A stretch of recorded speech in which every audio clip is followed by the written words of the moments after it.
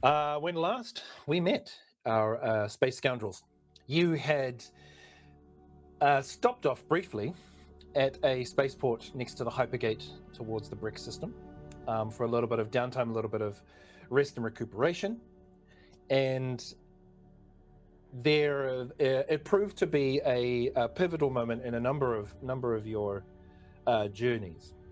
Luna, you received a message directly from your father, ordering you to return and fulfill your responsibilities or face the consequences.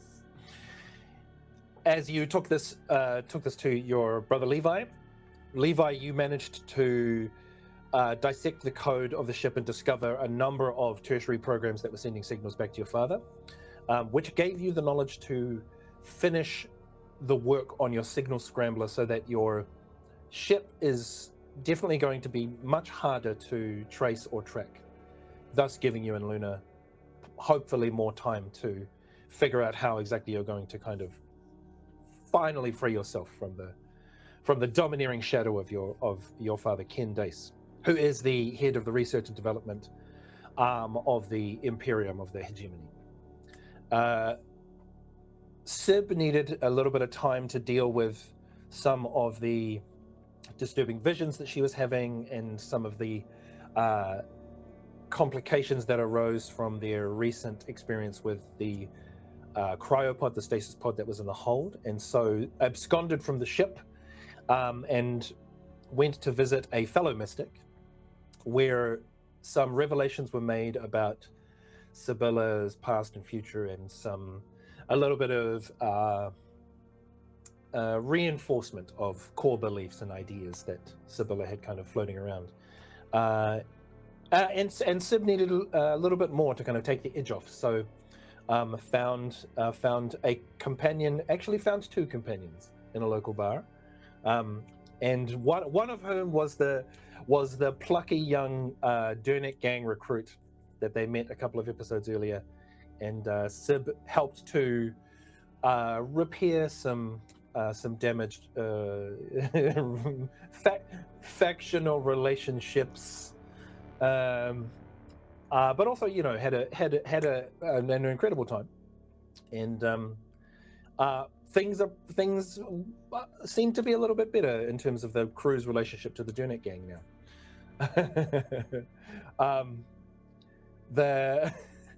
Vic, in his attempt to try to deal with some of the stress that he had gained during their last encounter, took to the mind-altering expanses of the communion of echoes, and learned some interesting facts about the new voices that were present in the communion and their seeming connection to not only the race of creatures that Vic had spent some time with, but also to their belief system or their idea of what exists beyond the kind of metaphysical bounds of this universe, which was only in that first part of the game, and then the crew settled up the ship. Levi noticed a few interesting integrations between the ship and Vic's Vosna cultivation that he had been growing on the ship. Levi, I don't think you've told anyone other than it's pretty much just been you and probably Tavi that know what's going on. But they jumped in the hypergate and jumped to the brick system, where Luna discovered that some of the Imperial signals that they had been kind of keeping tabs on were realized they were present in that system. The crew decided to make a jump for Aketi, the inhospitable jungle planet full of mystery and discovery and exploration, the planet that Sib was from, in order to arrive relatively undisturbed. The crew took on the guise of couriers, delivering needed supplies to Base Camp 1, a large settlement in the midst of the kind of chaos and like beautiful danger of this jungle world full of threats all over the place.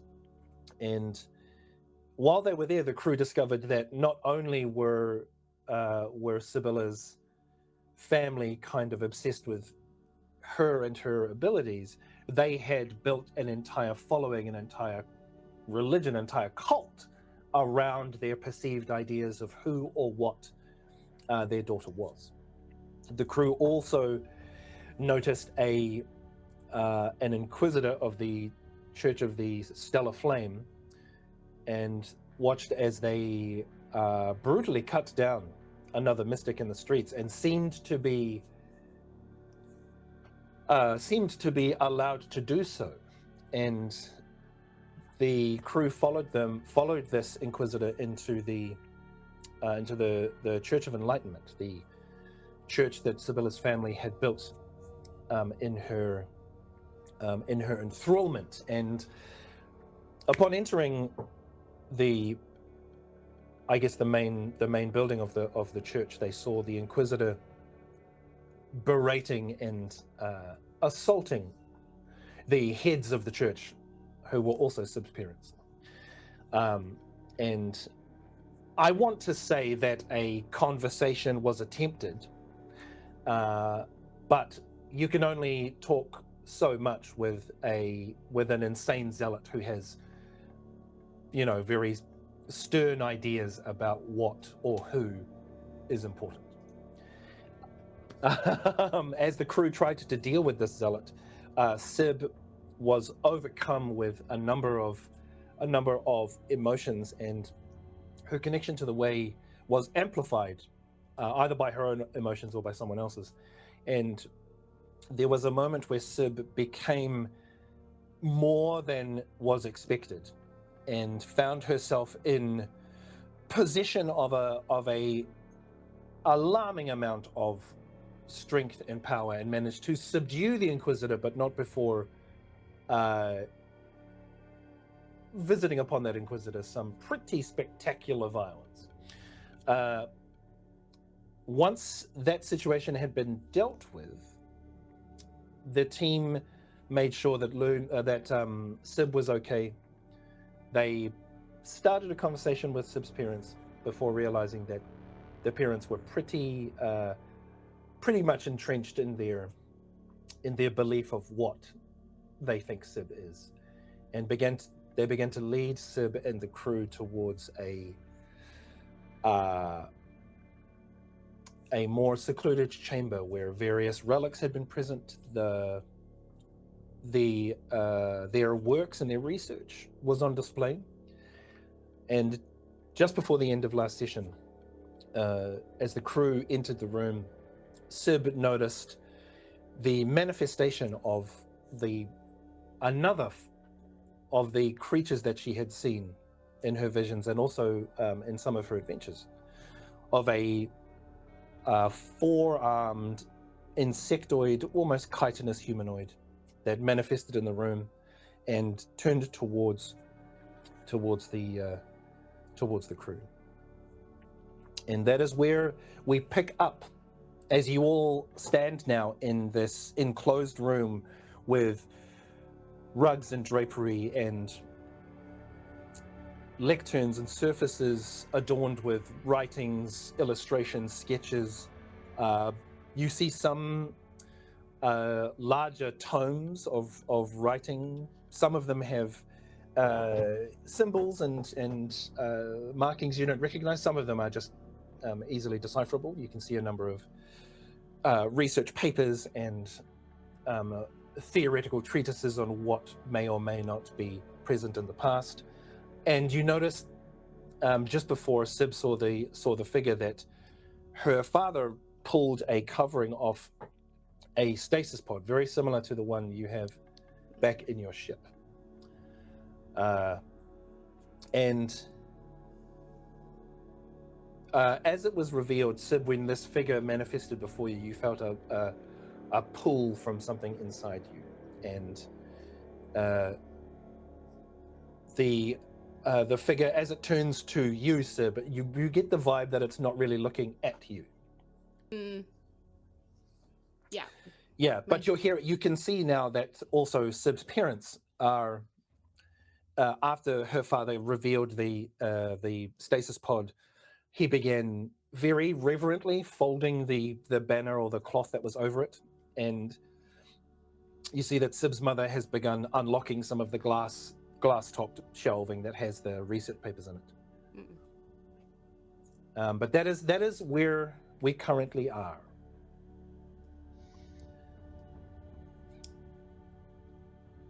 I think Vic would step to Sib's parents and just after this confrontation and this violence that occurred prior to us entering this. Are you okay? Are you hurt? Do you have any injuries? I'm a doctor. By the way, nice to meet you, Sib's parents. My name is Vic. Sorry for the way we arrived, but here we are. Do you need anything? Sib's mother turns to you, Vic, and says, "No, we are fine. Everything is okay." You look over to Sib's father, who is like sporting a pretty nice bruise, and he turns back from placing the cloth on a shelf. Turns back to you, and he's, we have endured much worse than this in our expeditions, but we appreciate your concern. But the most pressing matter here is the situation before us, and you see him like gesture towards Sib, who looks like she's staring like a cat off into a random corner that nobody else can see anything of, like, but she's just staring at it intently. Yeah. Nice. Levi and Luna, are you all doing anything specific? So Levi's double checked on the Inquisitor and has him hogtied. Is he still out in the main? Well, that's kind of thing. Is like I think he would have like dragged him with to double check because he looks like us, which is odd. Indeed he does. So yeah, he is like hogtied and sitting against the wall, staring vacantly just into space. There's very little sound coming out of him. He appears to be drooling. I think he'd be left in the recovery position as far as being tied up would allow him to be. Levi's just going to turn around and be like, guys, whatever we're doing here, fast game's a good game. Yeah, so let's pick up the pace. What exactly are we doing, Sib? Hey, Sib, hey. I'm gonna walk over. Are you okay? Yeah. Okay? Yeah, and she sort of looks at everybody else and then sort of looks at Vic and, like, you know, kind of whispers to you, I saw them again, Vic, but don't tell the rest of them. I don't think they really trust me right now. It's okay. It's okay. We are here for you. We may not understand what's going on. I mean, I know I don't fucking understand what's happening, but I know for a fact that I'm standing with you. Maybe a little bit farther back, but I'm with you. She laughs for the first time, you know, since that, and she sort of says, thank you. I'll give her like that side hug squeeze, like, yeah, it's gonna be okay. We'll figure this out. I don't really know, and she says louder, like, to everybody, I don't really know what to do either. I thought if I got here, it would be obvious, right? Like, the symbols. I mean, the symbols came from here. Well, I mean, it came from the same place the stuff came from. So I guess there's something in the stuff that tells us what to do. And she kind of looks at all of you like, I don't. Yeah. And as you're saying that, you see your mother walks over with looks like a tome, and she starts flicking through some of the pages, and she says, "This is the culmination of what we discovered, and we have reason to believe." And she flicks to a page full of. For the rest of you, you just see like scribbles, and you know, it's like looking at like hieroglyphics, right? And Sib, your mother, turns to you and she says, "This is what we talked about." And you can see that symbol that keeps popping up, and she talks you through the findings that they had, and you gather that what they were seeing was almost like a, it wasn't, they assumed it was histories or events that were being noted down or remembered or things like that. But she says what we actually found out was they were essentially like instructions, and some may roll their eyes, but we believe that these beings had encountered some kind of prophecy about their future, or at least their salvation from the future. And it mentions something about a reconnection with something that was lost. And when you were young, there was an artifact, and you see she like points to the stasis pod. And when we discovered it, it seemed inert. It seemed like an old piece of technology. But you had a different reaction, and we haven't seen any other reaction like that since. And she talks you through like some of the other discoveries that they've made, and there are some things that you remember from when you were young in terms of things that make sense. But I think she's completely blocked out anything to do with the capsule, because otherwise, like, she would have remembered the capsule. So, like, all of this is like she's hearing it for the first time again. And also, when you encountered the artifact, it didn't look like a capsule. It was half buried. What you interacted with was one of the panels. Right, yeah. At the front that was protruding from the rock, and your family assumed it was like a data slate or something, and it wasn't until after your interaction with it that they excavated it a bit further and found that it was a full kind of stasis pod. Yeah. And I turned to them and I'm like, can you just give us a minute? This is a lot. Can you just please just give us a minute? She's like, yes, of course. Let me, I will make preparations. And she like puts the book down and then goes into like religious mode. And you can see she begins like lighting candles, and she starts burning like censers, like like weird purple smoke coming out of it. And I look at her and I'm like, oh my God. And then I roll my eyes and I look at everybody else and I'm like, I'm so sorry. Okay, hang on. And I go, do you really think that I'm going to be able to ascend in this robe? Like, clearly you need to give me a change of clothes. So can you just like go do that? Something worthy of that. Elsewhere, not here. You following? And she's saying this to both her parents. Like, yeah, sweet. They're you see them, they kind of stop for a moment and look at each other and then look back at you, and you can see them. Yes, of course. Yeah, they gather together and hurry out. And Vic's gonna kind of like walk with them, as kind of ushering them out the door a little bit, just kind of guiding them towards the door, and then he's gonna just kind of touch the father's arm and just kind of hold him for a minute and just say, what's inside the pod? We haven't been able to open it. This pod, as you can see, is inert. We've tried restarting power systems. We've tried attaching it to different forms of energy, whether it's solar or geothermic or some of the energy sources we have here. It's whatever it is. We just assumed it's just an inert piece of tech. We haven't been able to open it. We didn't dare force our way in, not after we saw what happened when Sib touched it. Of course.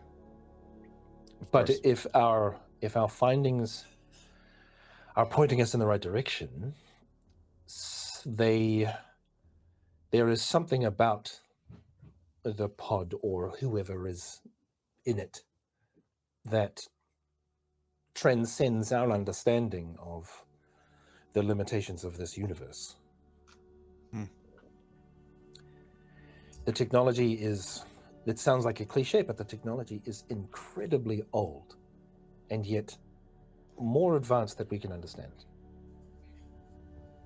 Are there more of these, to your knowledge? These No. pods? No. The According sites to you worked, the research you'd conducted, you'd found We- only one. only one. We have scoured as much as we can of this planet. And we have seen other sites where maybe these pods may have existed, but we have not uncovered anything. Okay. Well, thank you for that. Now off you pop. Sorry, real quick before you go. Yeah. You guys Yes. opened this ever? The The pod. no, never, no. Good to know. Good to know. I'm gonna eye him up while he says no, never, no. Like there's when you were chatting with him, Vic, it was kind of, it was a bit kind of quieter, not conspiratorial, but a bit more subdued. But then for Levi just to straight up answer that, you can see that it's a little less that he's obviously trying to hide anything, and more that the bluntness of Levi's question has just caught him off guard. Okay. But yes, he like grabs your arm, Vic, and he's just like, "Thank you for bringing our daughter back to us. This is truly a momentous day." Yeah, of course it is. Of course. Okay. Nice to meet you, Dad. Off you pop. Off he pops. So he indeed pops off. You go back in, and she's like, "This is truly a disaster of a day." Like inside the room, and she's like, "Also, I am so sorry. I thought this was gonna be like a smash and grab job. I still think we should like maybe smash and grab, but maybe not smash my parents. I mean, I think we're here for tea time now. I mean, I think we're in it for the long haul. But we do have people on our tail. We do need to go fast. We've got Luna and Levi to think about. Well, and we have that guy that we need to do something with. And I'm going to point at the hogtied. Yeah. Yeah, he's coming with us. Can okay. Luna just quickly check the data card? Absolutely. Yep. So the data card, you took this from the Inquisitor, yes? Yes. Yeah. So it is a set of instructions from the Church of Stellar Flame. Oh. It lists like some of their core tenets, like mystics are a blight upon the light of humanity that exists throughout the galaxy. Like it's very much like religious doctrine. Mm-hmm. Yeah, and then there is a second page which has some known and like widely operating mystics. Some of them have been. You can see that some of them have been captured and detained. Some of them have been questioned, and then like you can see there are notes like charlatan wasn't a mystic at all. Scratch. Mm-hmm, mm-hmm. The most recent one is the you can see just the word, like the name, and then a check mark and just the word eliminated, and you see that beside each of these is a symbol, and when you tap on the symbol, it brings up almost like a almost like a warrant that grants this Inquisitor the powers of the Church of the Stellar Flame to put down any threats to civilian safety. And nothing like in terms of the Inquisitor's name in the instructions or anything? No ID? No. Okay. No ID. Cool. No. Cute. Is there any metadata on that? On that data that would tie back to whoever assigned these hits or this line of investigation, or is this just another example of the hegemony overstepping its bounds and telling us what we can and can't believe in?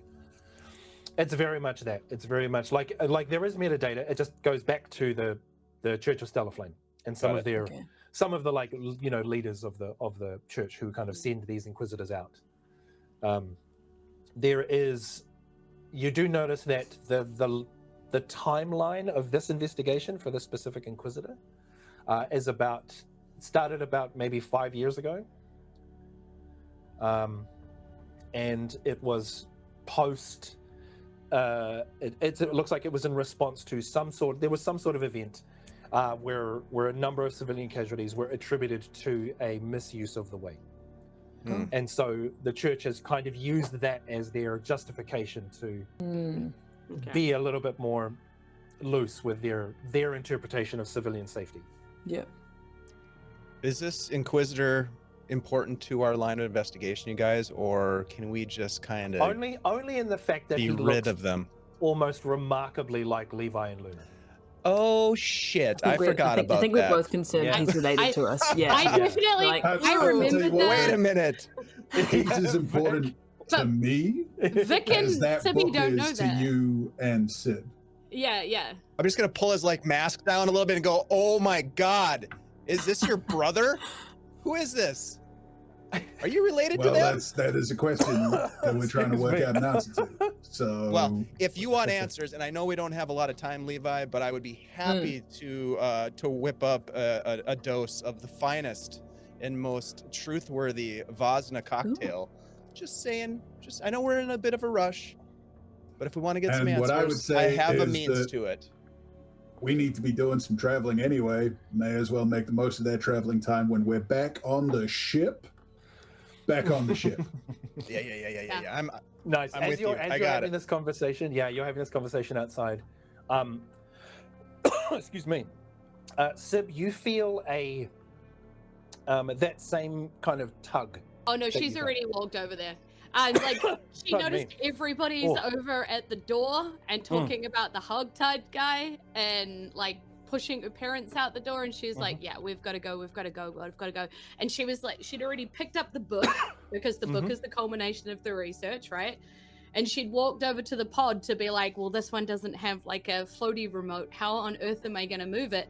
How heavy is it? And without even thinking, because her entire hitchhiker being body or whatever wants her to touch this, she just picks it up under the guise of just trying to see how heavy it is. Like, you know, so she reaches out and touches it and just kind of pulls it a little bit. Yeah. So as you pick it up, you open yourself up to the way to lift this thing. Yeah. Pardon me. And there's a moment where you feel the pull, and as soon as you open yourself up to the way, you feel that void, that expansive void again. There is your attention is pulled away. You're just about to lift the pod, and your attention is pulled away behind you, and you turn and see that same figure you saw before. It's been watching you this whole time. It takes a step towards you, and Levi, Vic, and Luna, you turn back to where Sib is, and now you can see, as if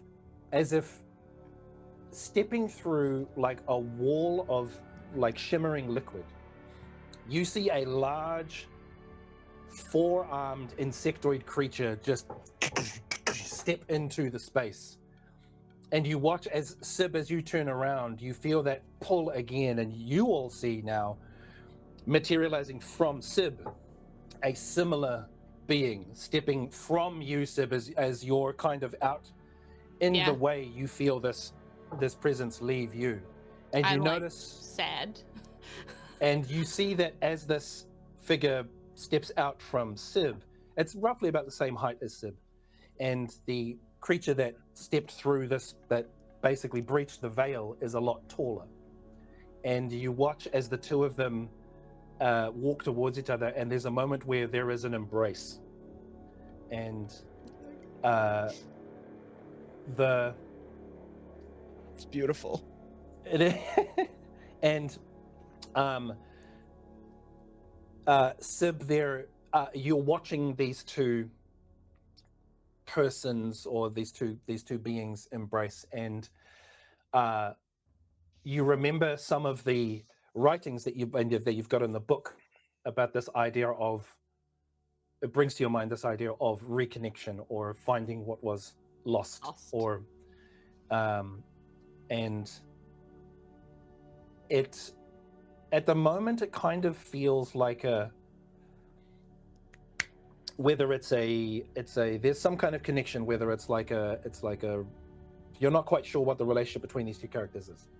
But you can see them as they kind of finish their embrace. They look at each other, and the smaller of the two turns to you, and there is a point where you see this being look at you, Sib, and then look back to the taller, and then the rest of you watch as these two beings as they look at Sib, look at the three of you. Yeah.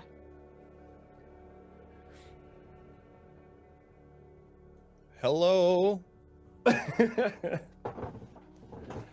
And Levi kind of looks over at Luna, and like Luna would be able to read on the like the twin vibe.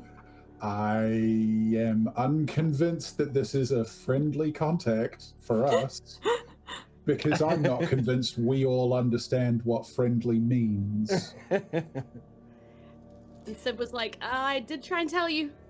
I'm sorry. Look, this is a good thing, right? I mean, this is good. They're reunited. Can you communicate with us?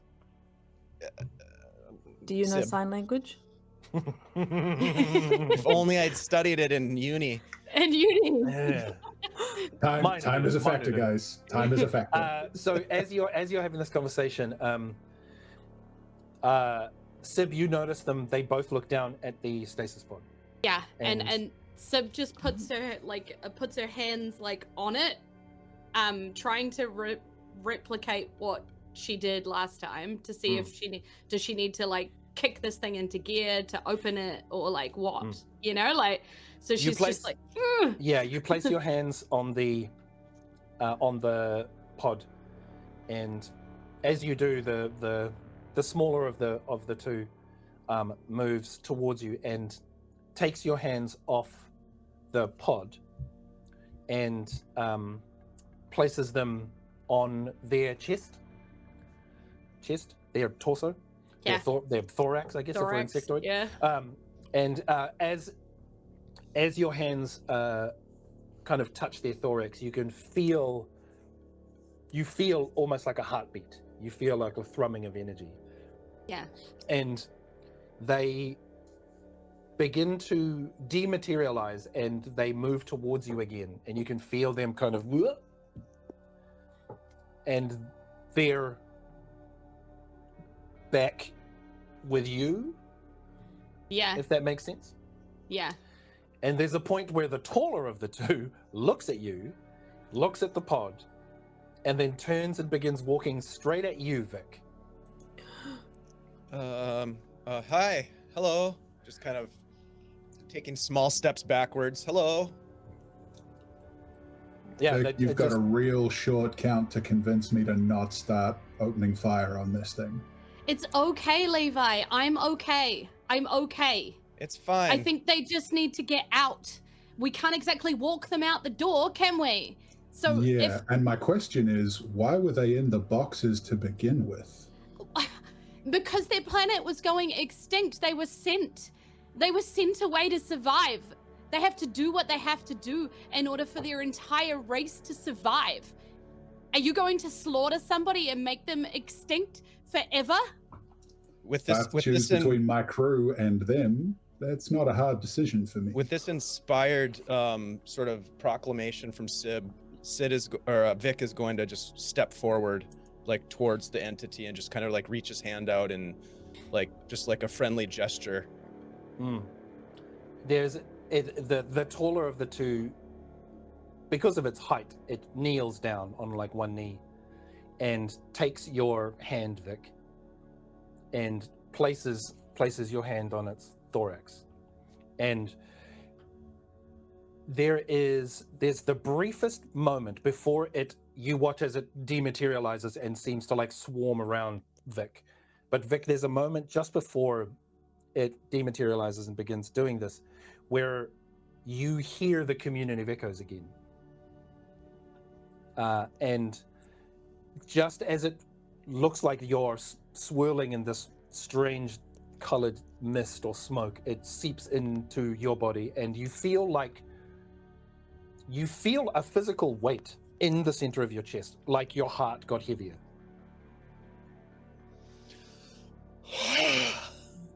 It's okay. It's okay. It's gonna be okay. Is he speaking Levi? in two voices? He is not. Okay. Levi, you said you wanted to get out. Find a way to get this pod out of here. We need to go. We need to go now. Oh, I'm carrying the big fella here. That box is y'all's concern. Does it have a fancy harness that makes it float? This pod is completely inert, and like it's basically just a giant piece of rock. Okay. Okay, it's staying here then, I'm assuming. Well, I guess. I worry that the physical, there's something in there that we need that this isn't. She points at herself. Like you I take hear in the what you're saying, spirit. Sib. I hear what you're saying, Sib, but there is But need the no body. energy signature coming from that pod. At least the other one, we know that it's maintaining its internal, like, environment. This one is off. I don't know how long it's been off, but it's got no lights ringing. Whatever was in there, if there's anything in there, it's been dead for as long as those lights have been off. So whatever's in you right now, or whatever's in Vic, not super stoked about either of those options, just so we're clear. But whatever it is, that's the only thing that's coming from that. Sib's like kind of tearing up because you're making sense, but she's just so unsure and she wants to do the right thing, you know? So she's just like, but she knows she's never going to get this cryopod out of here in like the time it takes her parents to go find her a robe and come back. Like we're already pushing time.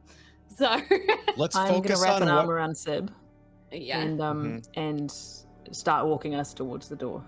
Yeah, let's She- focus she on what grabs- we know. We know that we have something on board the ship. Let's just focus on what we know, which isn't much right now. I admit. Yeah. We turned up for answers and we have nothing but more questions. Yeah, she Funny how grabs that the works. book Who saw that and coming? she grabs the original artifact as she's going out, like the original artifact that they've found that did something to Sib. She takes that too. And she looks around at the rest of the room and just like kind of in one last look and was like, I hope we're not leaving anything behind. I mean, and then we just never kinda- did get the tea. We Next time, can I get guess. tea on the ship, Vic. And Levi's going to tip the Inquisitor over and then Ranger roll over him. Oh, yeah. Pick him up across his shoulders. Yeah. He is Are there any? Oh, sorry. heavy. Like, yeah, he's a big boy. Luckily, any- so is Levi. Yeah, fortuitously. Are there any random like textbooks, tomes, leaflets? That Luna like swipes a bunch as Oh, yeah. as they leave. there's like your classic church flyers. Trifold. as Don't need well those. as- Don't need yeah, those. yeah, we're, the we're looking for possible research, and she just Oh like yeah, research absolutely. Yeah. You can find Yeah. there's a lot you can grab. for whatever that could possibly be. Yep. Yep, Cool. yep, great. Nice. Yeah, at a quick glance, there's one that details the locations of various sites on the planet. You grab another one that is it's titled, like Precepts of the Church of Enlightenment. There's another one that looks like just graphs and diagrams. So you've got a ton of research Yes, that sweet. you could spend Not time looking at studying. it right now. Nah. Moving towards the ship. Yep. Excellent. Yeah. Yep. You get to the main doors of the church, and you hear from behind you. You hear Sib's parents. They're like, "Wait, where are you going? Oh, We have we the said robes." we said we needed something from the ship. We'll be right back. And they're like, "Oh, we will accompany you." Oh They no, start, no, like, it's grabbing okay. you. They're like, no, we just need to get our travel bags, and they turn and go back into the room. Ooh. No. Are we bringing your Okay, guys, we need to folks? go. No, No, no, we're running. no, bring the folks. Keep it stepping. running. Keep it stepping. No, my folks want to maybe murder me. Remember, I would like to not have that happen. Yeah, good point. Okie dokie. So there is a point where you come out of the kind of double doors of the church, and as you're leaving Luna, you see on the data slate, there's a little pop up, like a little alert. Oh. And the alert notes that someone has registered the either death or incapacitation of this Inquisitor, and have notified authorities. Oh, dang, guys. We should probably move really quickly. Levi just hits the communicator. He's like, Matchstick, get those engines warmed up, buddy, because we're going to be coming in hot and we need to move. You see him, he's just like, okay, you got it. Yep. You can hear Sid's voice like, what does it do? Cool. Okay, yeah. So you're hustling. So once you're out into the kind of main area of base camp, where you can already see a little bit more commotion in terms of crowds, and you off in the distance you see what could possibly be some sort of security force or some sort of authorities. It looks like they're heading in your direction. Now, you could try and just beeline for the ship, and that'll be just a straight scramble to get there. Or if you want to try to avoid them even more, you can make a skulk check. It's up to you as a crew. What do you want to do? Scramble?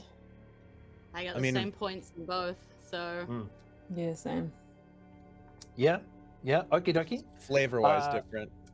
Sure.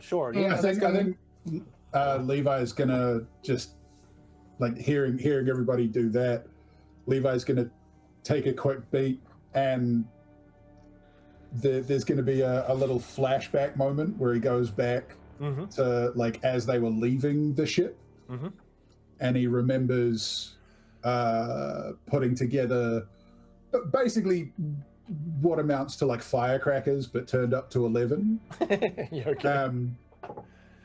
And he's like, I can make this work. So like reaches into his pockets and rigs up a quick little noisemaker, like package. a distraction. Yeah. And sends it in the opposite direction, like with Naga as the drop off, because he's got the little remote detonation thing. Yep. Sends it in the opposite direction from the shuttle so that we can hustle that way. He's like, okay guys, here's where it is. In about 30 seconds there's going to be a really big noise from that direction, so we need to move this one real quick. Okay. Cool. Make Noted. So everyone give me the rolls because of that flashback. Take 2 stress, Levi, but this will go from a risky position to a controlled position because now you have control of where they're going to go. But yeah, everyone give me a scramble roll. Excellent use of a flashback, by the way.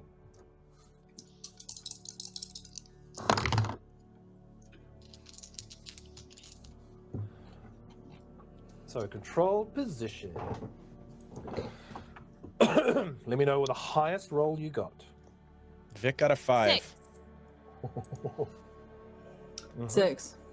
Okay. So when I have nothing, I roll 2d6 and take the lower, right? Yes, you do. Yeah. I got a 2, Okay. which is even more frustrating because the other dice I rolled was a 6. Yeah. No, you are carrying So our we have- possible we have- triplet. We That have makes up sense. 6. No, 2 6s. 2 I got 6s. 6s there. I got 6, And- yeah. 5. 2, 5, and fell. Okay, dokie. So, so Levi, because you are Are you using Naga to send the distraction? So like elsewhere? Naga's carrying it kind of in my head. It's sort of Naga currently looks like a pregnant snake, or like a snake that's eaten an ostrich egg. And then sending her in the direction, because by herself she can move very quickly. But I figure with like my attention being split in two directions, like I'm having to carry a guy and move quickly in one direction, as well as control my drone and move it in the other direction. There's a lot going on for Levi mentally right now. Yeah. Cool. Okay. So, Sib and Luna, you just start booking it through the crowd. You're both pretty nimble, so you start making decent headway. Vic, you start running, but at one point there's a collision from someone staggering out of a bar drunk. Out of the way! Out of the way! Which knocks you to the ground and causes a bit of commotion. And there's a point where just as one of the security teams is kind of looking in your direction, Levi, the Naga, places the distraction. And it does Naga need to be there for you to detonate, or no? You've got the no. I've got the remote detonation code. As you and Naga are heading back, you pop the detonation, and there's a moment of like sparks and kind of sound and things, and the majority of security is headed, like, gets caught up by that commotion. Unfortunately, just as they went off, there was a gentleman, like a trader, moving in that same direction with some of their goods, and that has caused their supplies to fall onto them and onto a number of bystanders. And you can, as you're getting closer to the ship, like you're all hustling for the ship, and you can, as you're pounding into the docking bay, you can already see a lot of commotion. The engines are fired up on the ship, which is already making the ground crews a bit nervous as they look and see you all barreling towards the ship. And you all run up into the docking bay, and as the doors are closing, there's a point where you can hear over the comms, Matchstick, she's just like, once everybody's in, we're heading out of here, so hold on to something. And Sid comes in and is like, I am not sure what you did, but something has gone wrong. And he shows you like a data slate with a picture of Sasha Ravan, who's like the head of the thing. Basically, there's video camera footage of the noisemaker and people being crushed, and then like a news thing of being like, you know, possible terrorist sort and like domestic blah blah blah. Like your profile has gotten a little less helpful here on Okiti because of what happened with that thing. There are no one's tied it to you specifically, but should they try and investigate anything, there's a chance that it may get tied to you. And Sasha, and I don't think Sasha Ravan will be too pleased about that. But you don't have any direct confrontation with security teams while you're here, and with in no time flat, the ship has prepped its launch codes, and you are out of there. As you're heading Starside, Levi, you feel a little like tug on your pant leg as Tavi like scuttles up and like sits on your shoulder, and you look over and like stare into Tavi's eyes, and Tavi says to you, engine room, there's a problem, bring everybody. Yeah, so but you guys see Tavi like head up and he's like squeak squeak. Yeah, Levi had look over and be like, okay, so something's going on in the engine room. Tavi wants all of us. I'm pretty sure it's the engine room. He said the hot cave, but the hot cave. I'm pretty sure he means the engine room. It's, yeah, especially after Sid got the galley installed. That's not the hot cave anymore. Yeah, was you guys? We got nothing else to do. Matchstick's getting us out of here. I'll get 10 mil. Sounds like you could probably use it. I don't know. Look, Tavi's saying there's an issue. I think speed is of the essence rather than having as many hands on deck. Ooh. Go, I'll be right behind you. And all Sibby's gonna do is swing in, and 10 mil's been like fine for like a while now, but has just been like kicking back and just like relaxing in Sibby's room. And so Sibby knows this and is like, oh, this seems like actual. You know, like 10 mil has like can kind of move on the leg and has a little bit of a limp. Like it'll still take a while to be 100%. Yeah. But I swing into the room and I'm like, oh, no, Levi actually needs you. It sounds like there's something in the engine room going on. So I think we should drop the you can't move at all act now. You see her, she's like, fine, I'll put some pants on. Okay. And then she like goes to swing out and then she swings back in. She's like, also, it turns out I'm a god on a kitty. And then swings out again. Yeah, like, before she has time to be like, what? Oh.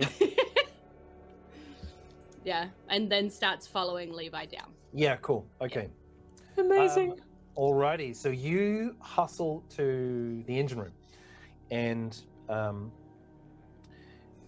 you get down there, and I mean, instantly, Levi, you can automatically see that something's up. Like it looks like, at a quick glance, everyone gets in there and they're like, "Wow, it's I see why they call it the hot cave. It's pretty hot down here." Almost immediately, Levi, you can hear that the engines are. You haven't activated the afterburners, but it sounds like they're firing on all cylinders.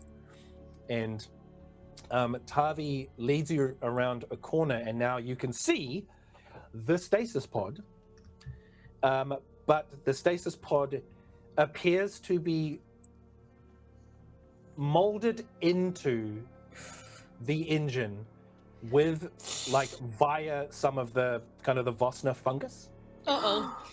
And you can see that the instrument panel that's got the biometrics is like going haywire. Well, that's interesting.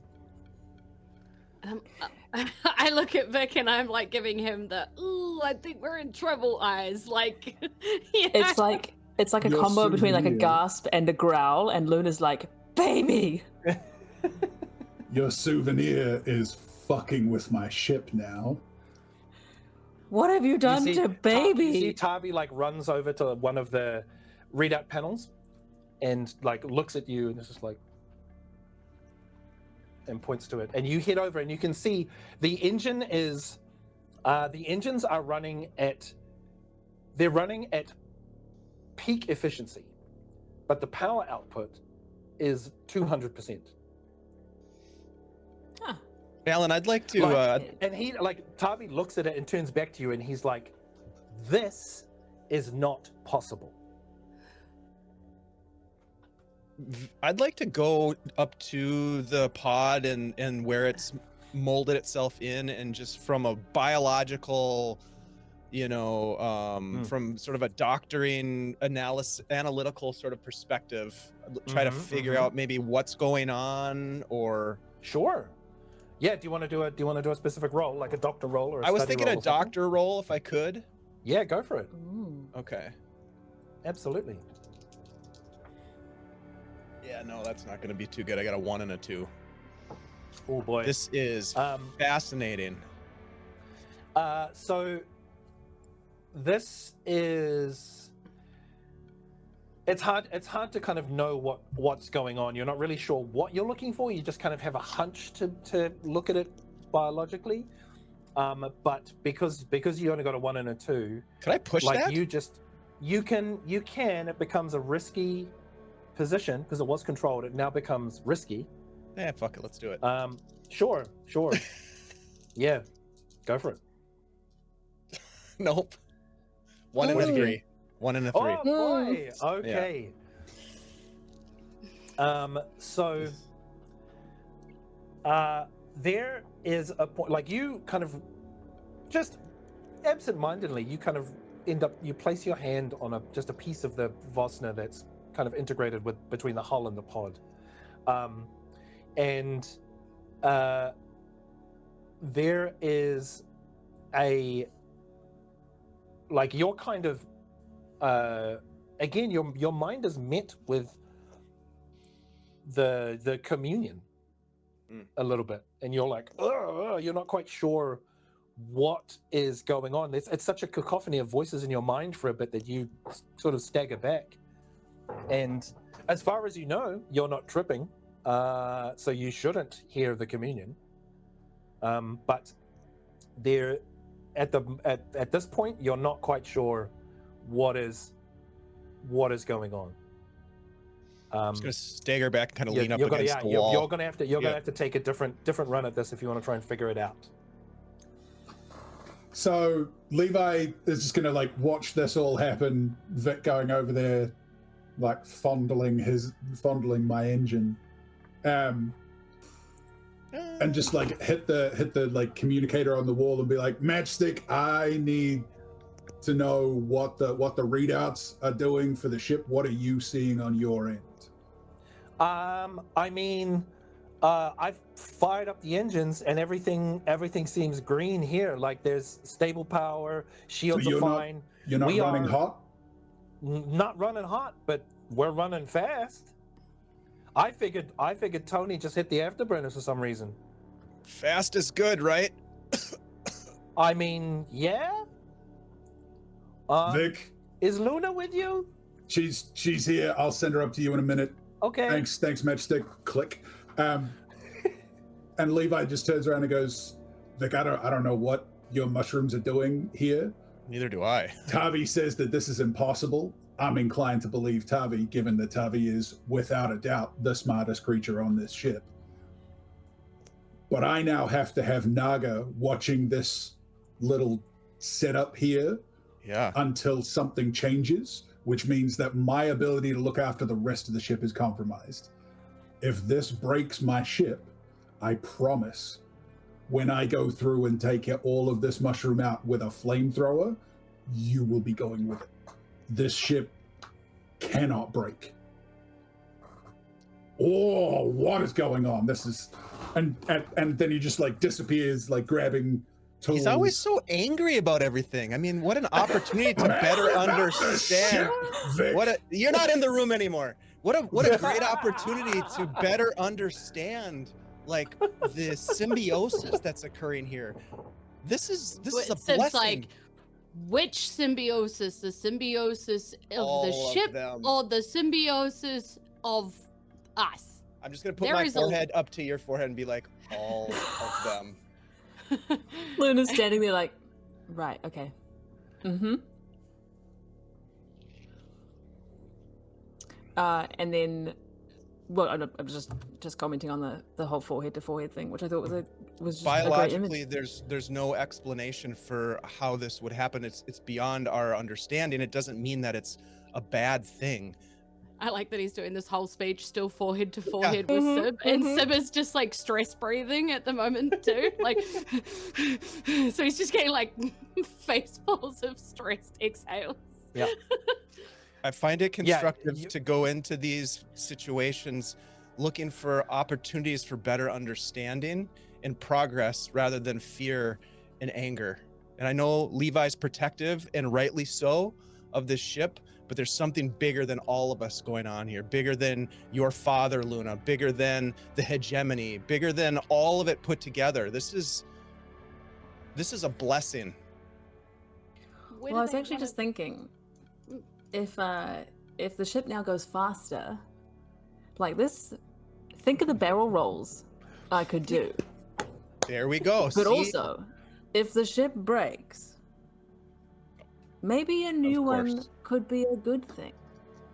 Levi comes stomping past with security light by the ear and his toolbox in the other hand, going, this ship is the only thing keeping us alive in the vastness of the vacuum of space. Currently, if this ship breaks, currently, we all die. Go see obviously, currently now, that is obviously something that we want to not break. But, you know, if this shattered itself in space, and we weren't on it, obviously, well, I'd love to have be a fly on the wall of dear old Dad when he finds out. I think that would be really, that would This has been a really strange day, but that might just make my year. And with that, she heads to the cockpit. Yeah. And Sib, still forehead to forehead with Vic, goes, but where are we going? That Luna is turns back in the doorway question. and she's like, that's actually, that's a really good question. We went to your planet to find out if we were going to open the box or not.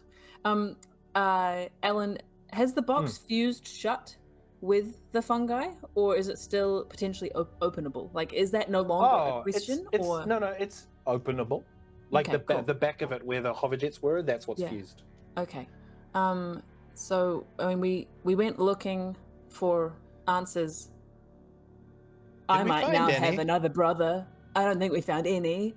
And we still have that one other job, and potentially. Now potentially also we give this back to the Banshee, but I don't see how it's going to come apart from the ship. Direction.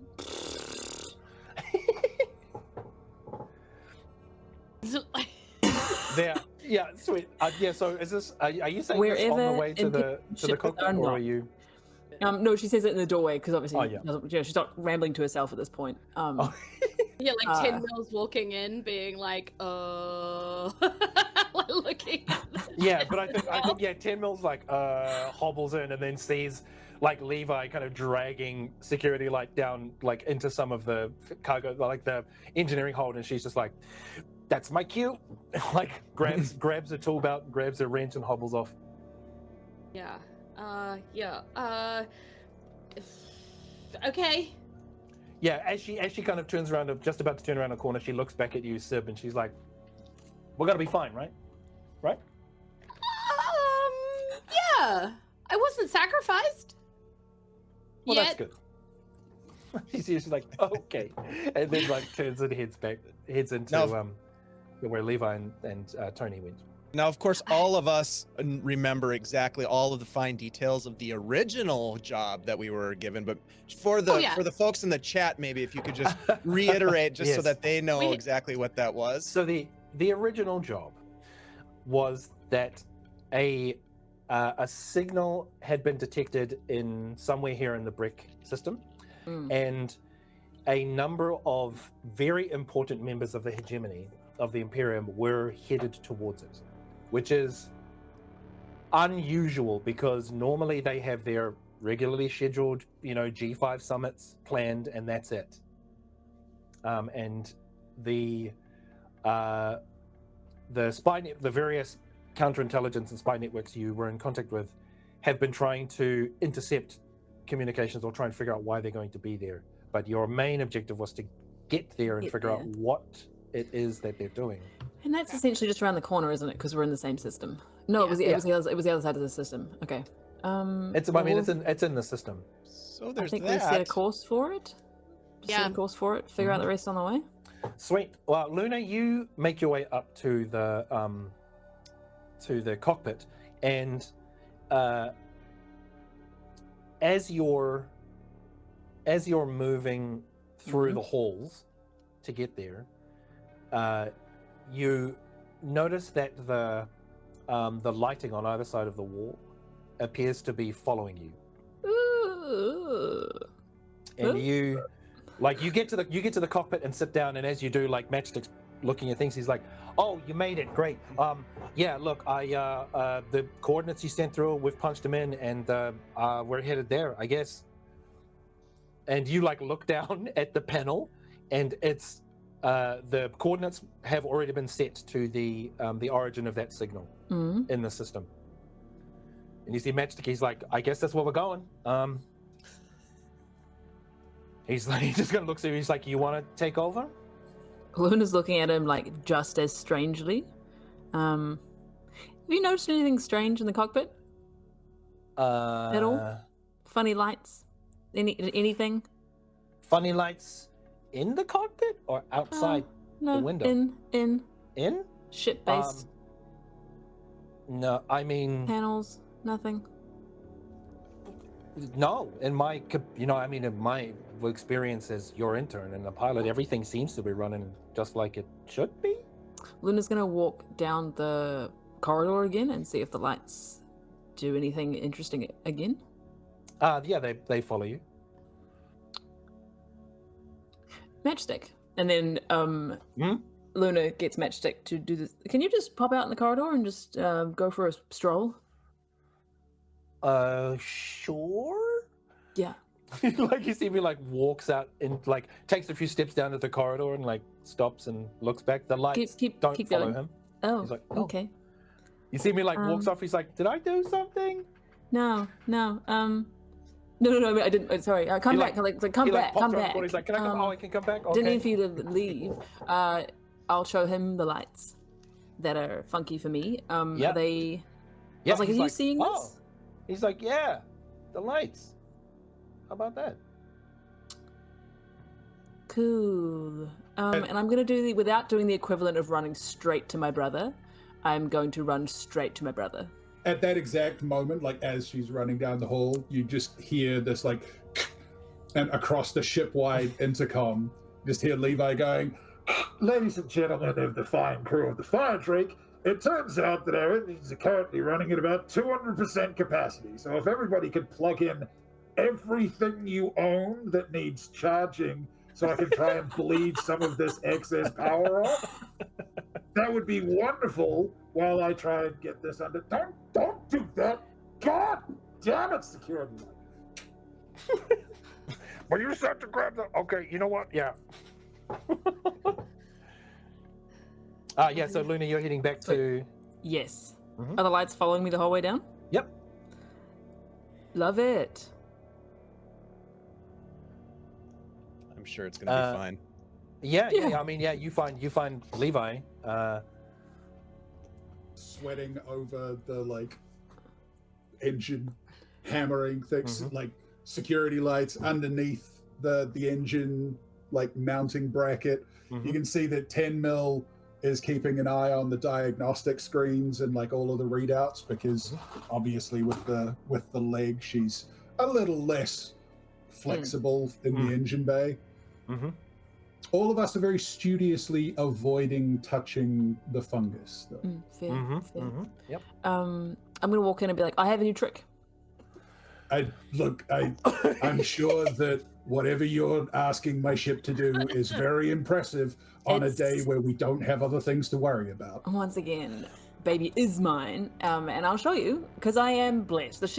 My ship has blessed me, and then I'll show him and be like, "Did you? Yeah."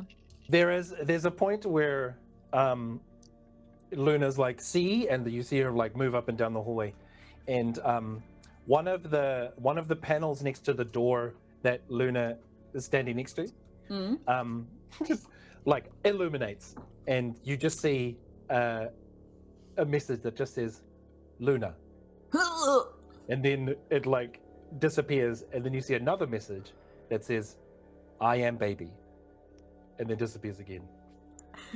And it's 1:30, so let's take a break while the ship is going weird and you all are in the midst of the engine bay, and Vic and Sib are like head to head. Baby's first words were my it's so cute. It's so cute. So let's take a break, go refresh, and we'll see you all back here soon. Yeah. I feel like I should be concerned about that. Why would you be concerned? Why is that concerned?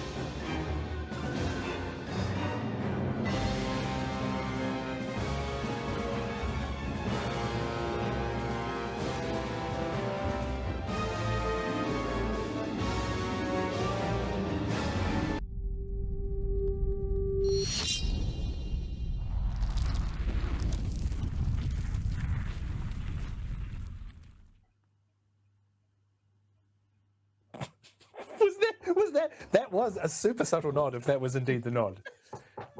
That's think it was. incredible. That was so good. That's what I promised. That's what the people are here Whoa, for. Yeah, like every time the subtleness is just so good. Welcome back, everybody. back weird- to it's the a back weird to the bit. nonsense. To go from the subtle nod to the not so subtle situation, our crew finds themselves in currently on board their ship, hurtling towards a signal destination out in the inky blackness of space. The ship is currently,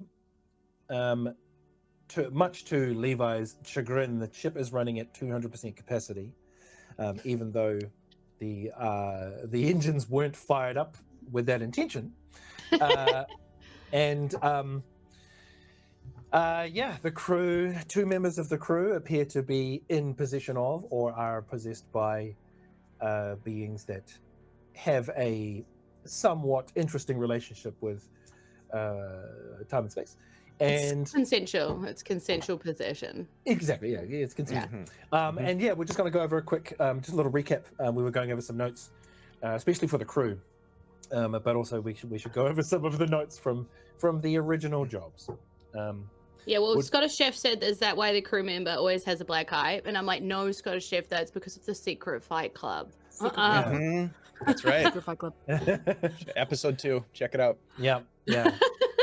Which Levi is Proxima not missed the part Scum, of. but is back for the villainy. Well, you'll find that the Scum always just sits on the top. It kind of rides on. Ooh, yeah. Oh. Just crust, skim like the a hard surface, crust. Proxima, skim the surface, and you'll come away slimy. That's a reference for all of the septic tank emptiers in our audience. Oh yeah. Yeah.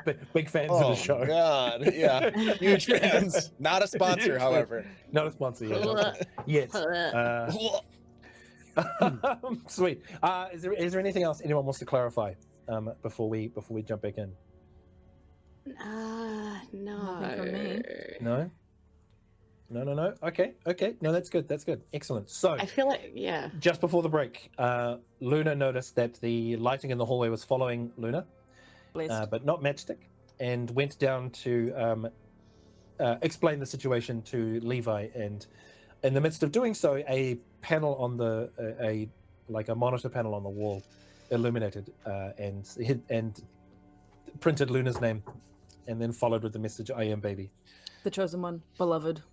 Hashtag blessed. As that happens, Levi's just gonna stand up, point at 10 mil in security light. Get up. I need to talk to my sister. They're both just like, Get up. Luna sucks in like a deep breath and she goes, I really hope it's not dead. As close as I can to guaranteeing anything, I can guarantee it's not dead. Oh, thank Obviously, in a wide universe of mathematical possibilities where anything can happen, the possibility exists. But as far as it can be done, it's not him. God. Her hands I are on saw her that knees before and we she's like jumped. high breathing. I don't know what's going on. I'm pretty sure it's got to do with this fungus. I'd noticed that it was growing in the gaps before we got to Akiti. And it seemed to be doing something to it. Whether or not this pod's got anything to do with it, I genuinely don't know.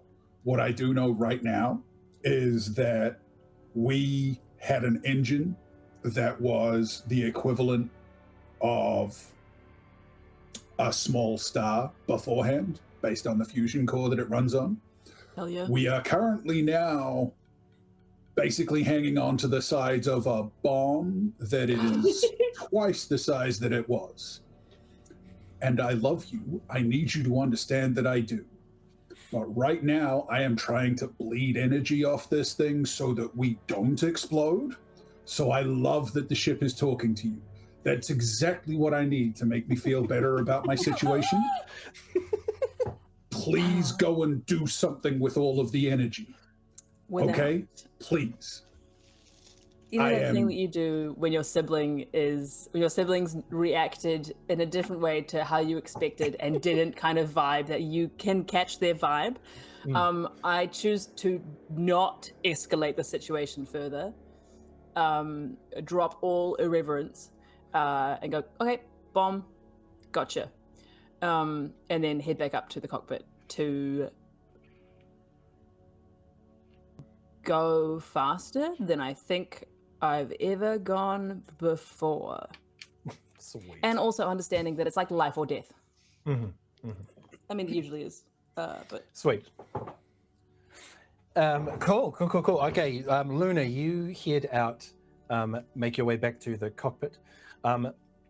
Levi, as Luna leaves, you turn and you see another panel light up, and it says Levi. And it says, not bomb, just baby. What a bomb would say. Levi just looks at it. That's exactly what a bomb would say. Levi just looks at it, picks up his wrench, goes back to the engine, like doesn't call for 10 mil or security light, just doesn't want anybody else around him right now. He's like, okay. They I start believing that my ship is talking to me when I built this godforsaken thing. No. I'm gonna work out what's happening here. I'm gonna find out, and when I find out, I'm gonna understand it. And if it isn't 100% net positive, rip the goddamn thing out. Goddamn. And that's pretty much where we can, just fade away from Levi. Sweet. Yeah, awesome. Cool. Luna, you get back to the cockpit. Yeah. So are you gonna just hoof it? I do want to quickly check on the Imperium ships nearby. I'm aware that there are some in the system, and whatever I can do to dodge them while pedal to the floor. Yep. Is what I will be aiming to do. Yeah, excellent. So there, you fire up the scanners and check the signals, and they're definitely, they're in the system. Some of them are. Still, the ones that were around, which was it? One moment, caller. The ones that were, we're in the brick system. That's where we are. The signals that were around Nightfall are still there. The signals that were elsewhere in the system, you notice a couple of them look like they're heading towards the same signal you are. Sweet. And but there's none nearby, and Sweet. you we boost it. Yeah, you settle in to the seat and place your hands on the controls. And the moment you do, there's a responsiveness that you haven't experienced before. And as soon as you basically just fire up the jets and hit the boost button. I'm gonna look at Matchstick, and I'm gonna be like, I knew she was listening to me, and then I'm gonna flick every button and be like, I've always wanted to do this. Yeah, you just like, and as you do, there are like panels like the cockpit looks like a series of Christmas lights. Yeah. As instruments and panels and things light up, and you can see readouts on the ship, and there's that surge of like adrenaline and thrill that kind of courses through your body, and you kind of look around at the lights around you, and you feel like the same amount of thrill and joy you have in your body is kind of reflected in the panels, and you just hit forward, and you can see out the screen, like you can see you start the ship just like, and you just careen across the blackness of space, and you are like, you think back to your earlier statement about barrel rolls, and before you even begin to move your hands, the ship just like banks and starts like. Whoa. Was there any warning to the crew about this? Luna, was there any warning? Yes, and it's gonna take the form of it's gonna be a little bit of a statement. So like buckle it. It's Luna comes over to comms. She plays her throat. She says, "Buckle up. While my brother did all the fixing, maintaining, construction of ships, I did all the testing. You may want to sit down. You may want to strap in. You have 10 seconds. Oh shit. Vic's in the shower again. Oh shit. Oh shit. Oh shit. Oh no. Oh no. Yeah. Everyone's room, their personal monitor just gives a 10-second countdown. Cool. Okay. So you, Luna, you are just flying through space, and you can feel like, as you're kind of staring at the panel and looking out at the stars around you, there's a brief moment where you almost feel like you're watching the ship from outside, and you can see that the ship itself is you get a sense of when we watch nature documentaries and footage of dolphins breaching the surface and diving back under the waves. You get that sense of almost like yourself and the ship have finally decided to kind of like shrug off the shackles of trying to be nice or polite or conform to anything, and you're just moving forward. Yeah. And it felt like something you were always meant to do, and it's a strange sense of freedom, of just unbridled freedom to do and go wherever you want. It's exactly where Luna wants to be. Yes. Right on. Cool. Vic, Sib, is there anything y'all are doing while this is going on? I mean, Vic, obviously you were in the shower. Holding on for dear life. Yep. Sib heard the warning, but she was sort of in her room anyway, like at her desk, kind of at her chair, like reading this book, because her parents said it was a set of instructions, and by golly, she is trying to understand what she is supposed to do. So, like she is reading the instructions. So as soon as she hears the warning, she almost sort of absent-mindedly clips herself into the seat and is just like rolling through, still reading. Yeah, sure. Do you want to give me a study check? Sure. Let's go. Yeah, and this is relatively controlled because you're in your space. Okay, I got a 6. 6, perfect. Yes, nice. a 6 and a 5. But yeah, great. You managed to decipher a lot of the text through your own understanding, but also there are points where you're like, I'm not sure what this is, and you can feel another presence almost make sense of the words for you. And I'm talking to it out loud now, and I'm like, oh, thanks. Great. Yeah, awesome. Cool. So as you discover a number of things. You discover that they were indeed instructions, but not so much it wasn't like a laundry list of like, do this, then do that, then do that. It's a set of instructions in the way that it is someone has written a story on like a piece of parchment or a wall, and it recounts the impending end of a world after whoever wrote this speaks of the closest equivalent is hubris, but they discovered a way to exponentially multiply a power source, and in doing so they changed or altered or broke certain universal rules, and you remember hearkening back to the vision that you saw of someone being shoved into one of those pods. And there is a story of almost like transubstantiation, where the pod itself wasn't a stasis pod.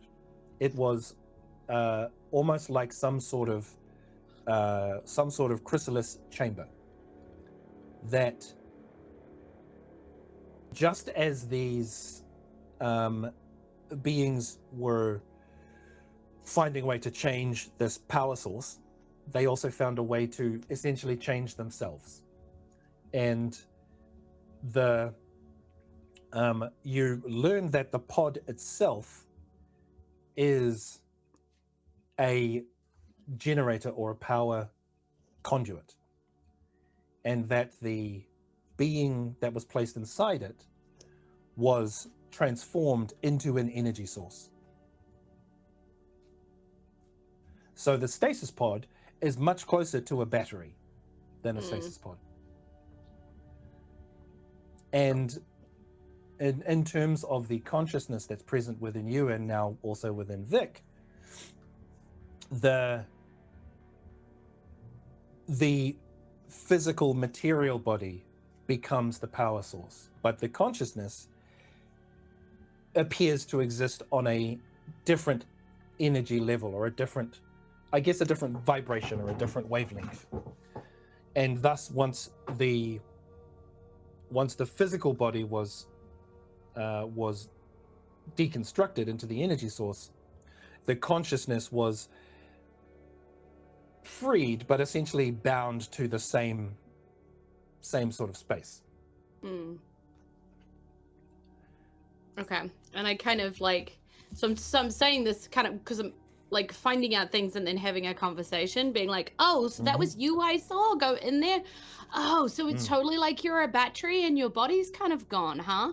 Well, that sucks. I thought I was going to be able to like restore you or something. And then I'm like, oh, are you and I like connected forever, or can you like kind of like go anywhere or be anything? Like, and she's not exactly expecting an answer from this. She's just talking, you know, like, yeah, out loud. And she's like, did you want to go somewhere? Is there something that you have to do? How do I ask you this when I can't talk to you about this? And she just kind of like, you know, kind of like casting around for some kind of way to do this. And she's like, maybe if she just like grabs a pen and she just sort of puts it against paper, and she's like, you know, I trust you.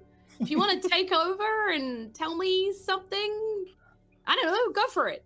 And she just like waits. She doesn't know if that's going to work, but like she's just trying stuff. Yeah, you sit there for a while with a pen in your hand and nothing seems to happen. Yeah, she's like, yeah, I figured that would be too easy. Okay. I'll keep trying to figure out what you want, but in the meantime, we're chill. And I'll make sure I look after you. And she just kind of goes back out and goes to find Vic. You know, like knock on his door or whatever. Yeah, like in terms of as recklessly as Luna is flying the ship, like the ship is pretty stable in terms of like interior kind of gravity and balance and equilibrium things. Yeah. Every now and then I imagine there's like there's like a as Luna is just like, what if I try to turn a 180 degrees, like yeah. Yes. Come on in. Hey. I was reading the book and found out some stuff that probably would have been useful to know before we put the pod in the engine bay, to be honest. But and then we put something inside of ourselves. That came out wrong, but we accepted something into our bodies. Same problem with that statement. But you know what I'm getting at. I kind of wish I knew like the relationship between the two of them. Like, am I your child now? Because like maybe you're a parent, half parent, and I'm a kid, like, or is this like no? I mean, like, you know, the one that went into you is like heaps taller. Than my one. Is it like adult to kid thing, or is it like gender so many questions. Like... it could be a sexual dimorphism thing, or possibly it's just there's maybe it's just like an age thing, like they. But it could be an age thing. Like maybe they get bigger as they get older or smaller. I mean, they could be siblings. Really... Look at Levi. Levi is a giant of a nerd, and you know, Luna is just this smaller version. And then but they like clearly know each other, right? Because they gave each other. I just kind of, you know, do you want to hug? like I want to hug, and then they can kind of hug through us or something. Yeah, you know right. Yeah, okay. There's yeah, kind of okay. like 4 of us involved in this hug, which is I'm which is into. kind of nice, Yeah, right? I'm into it. Yeah, All it feels so she like Sibby and like Becca like Feels hugging good. in the middle of this room.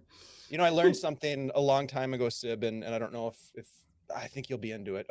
Just okay, a nice tight embrace. Okay, just you can feel my heart beating. You can feel my heart beating. Yeah. 3. And do we have 2 heartbeats? You have a listen. It doesn't feel like 2 heartbeats. Okay, just checking. But both of you, like you do, it does. You can't really describe it, but it feels like your hearts are heavier. Like there's mass. Yeah.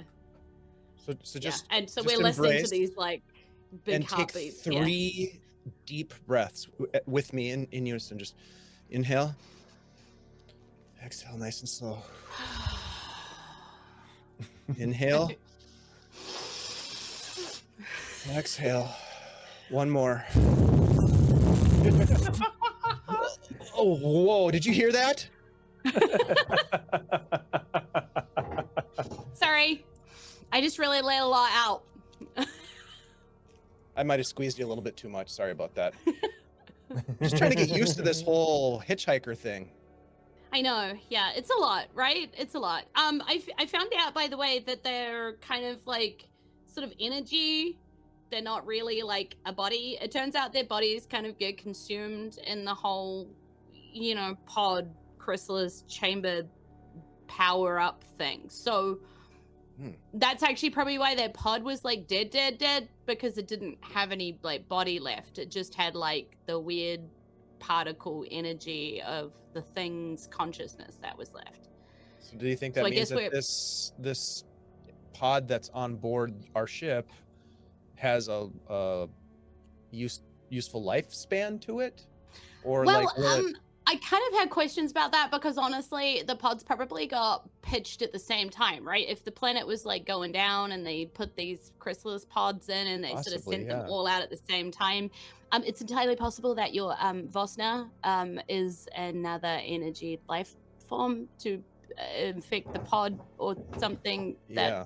It's an amplifier of sorts, I think. I still haven't fully understood all of its abilities and uses, but it seems to amplify a connection, an understanding of how energies interweave with each other. And I'm actually not surprised that it is doing what it thinks is beneficial for the ship. Oh yeah, and the pods are basically just a giant battery, so it doesn't surprise me after learning that it's powering the ship more. Should we tell Levi this? Well, I feel like the thing Levi that should know. I'm most concerned about is Levi's continued threats against my life. But I mean, I think in all honesty, transparency is always the best option. So I think I do think that Levi probably wants to kill us for bringing alien life forms on board what he assumes is his ship, but we all know is Luna's ship. So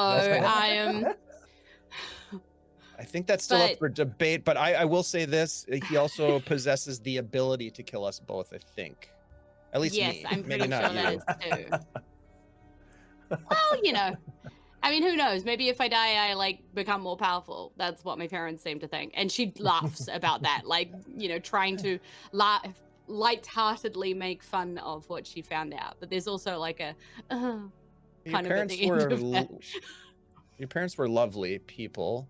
Possibly a little misguided and fanatical for sure, but very nice. I mean, they were hospitable. Yeah, I have good memories. I can see why you left. No offense, but no place to go apart from forward. By the way, do you know where we're going? Didn't really tell me. I think we're back on track with our original job, which should be interesting because we're literally flying into a dumpster fire of a hegemonic secret society meeting of some kind. I don't know. I mean, we'll see what happens when we get there. Could be really fun. Do you know if you like fungus are good at like hiding us too? I don't know. We could ask them. Maybe. Sure. Here, I'll prepare some. And I'll get out my little brass bowl and my little grinding bowl, and I'll just sort of like take a little bud off of one of the spore bodies and just sort of like grind it up a little bit. Put on some hot water. Prepare a decoction. Yeah, Yes, I was right. like, in the meantime, I'll go tell Levi what we've found out, so maybe he'll stop hitting the ship. And just, put in a plug for him not to kill us if you can. I'll try, but yep. Just a little plug. Yeah. She wanders down to engineering while Vic's prepping stuff. And waits. It's like that moment where, like, I don't know if you've ever worked in a vehicle dealership workshop, but I do, right? Yeah, sorry. And there's like a little area where if you don't work in the workshop, you've kind of got to stand until the foreman gets until you get the foreman's attention, and so that he allows you to walk across the workshop or whatever, because safety. It's like health and safety. Stand stuff, behind right? the yellow line. So Stand in the yellow box. Correct. So I'm standing like in the little designated space where people who aren't allowed down here are allowed to stand until their attention is got, and I'm just like, Levi, All like just you can standing see there. is just Levi's legs like sticking out, like he's climbed inside the engine, in between parts of it. You can just hear like grunting, occasional swearing, and then you'd see Tavi like spot you. You hear this. Yeah. And this time I'm like, oh, and I pull out of my pocket like cured salami, because I learned, like I listened and I learned, right? Like, and I've been carrying this in my pocket, and I like hold it out to Tavi, being like, this one. And I put it down on the ground in case my holding it out is like bad, and I'm just like, waiting, hopefully. Tavi just gives you a very like look, picks it up and like rubs it on its fur, just kind of shaking its head, and then starts nibbling on it. And you hear from inside the engine, "Yeah, Sib, what is it? What do you need? I'm a little bit busy." I just learned some stuff about that capsule that I wanted you to know. I thought it might make you feel better or worse. I don't really know, but I thought you should know. Cliff notes, Sib, give me the highlights. And she does. Like, she tells you battery, blah blah blah blah blah blah blah. She gives you without going through it all again. Okay, yep. Fine, that's, I guess, good to know. I feel like we could have probably done a slightly better job of getting it installed if we knew that was going to happen, but you can't change what's happened. You can only change what's going to happen. Okay. Yep. Unless you're going to pick up a wrench, Sib, I need to focus on this. Just one more thing. I'm sorry. For what, Sib? Well, I know I do some stuff sometimes that you don't like or makes you mad at me, and sometimes I don't understand what I'm doing, and I know that we're not the best of friends or anything, but I feel like we're crew, and so I wanted to say I'm sorry for always dragging you into trouble or making it worse. And you hear the work stop.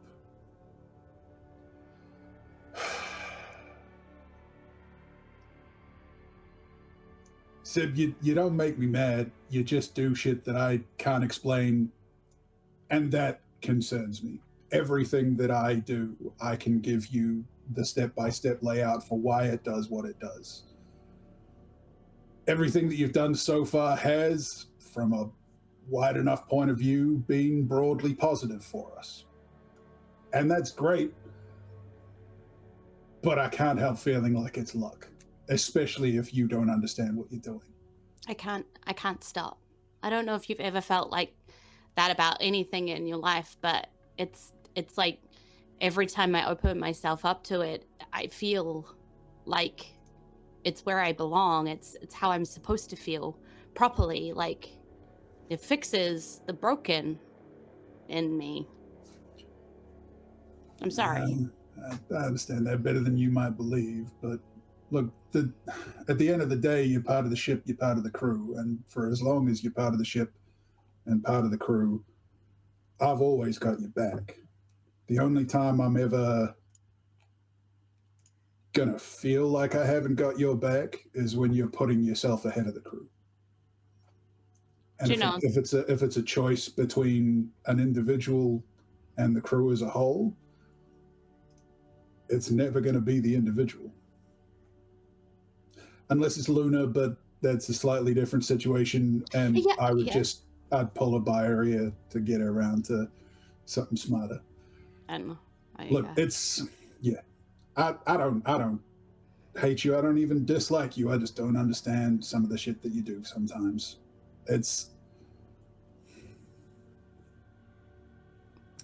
It's not a problem unless it is a problem, and I hope that if it ever is a problem, that we're both on the same side of it.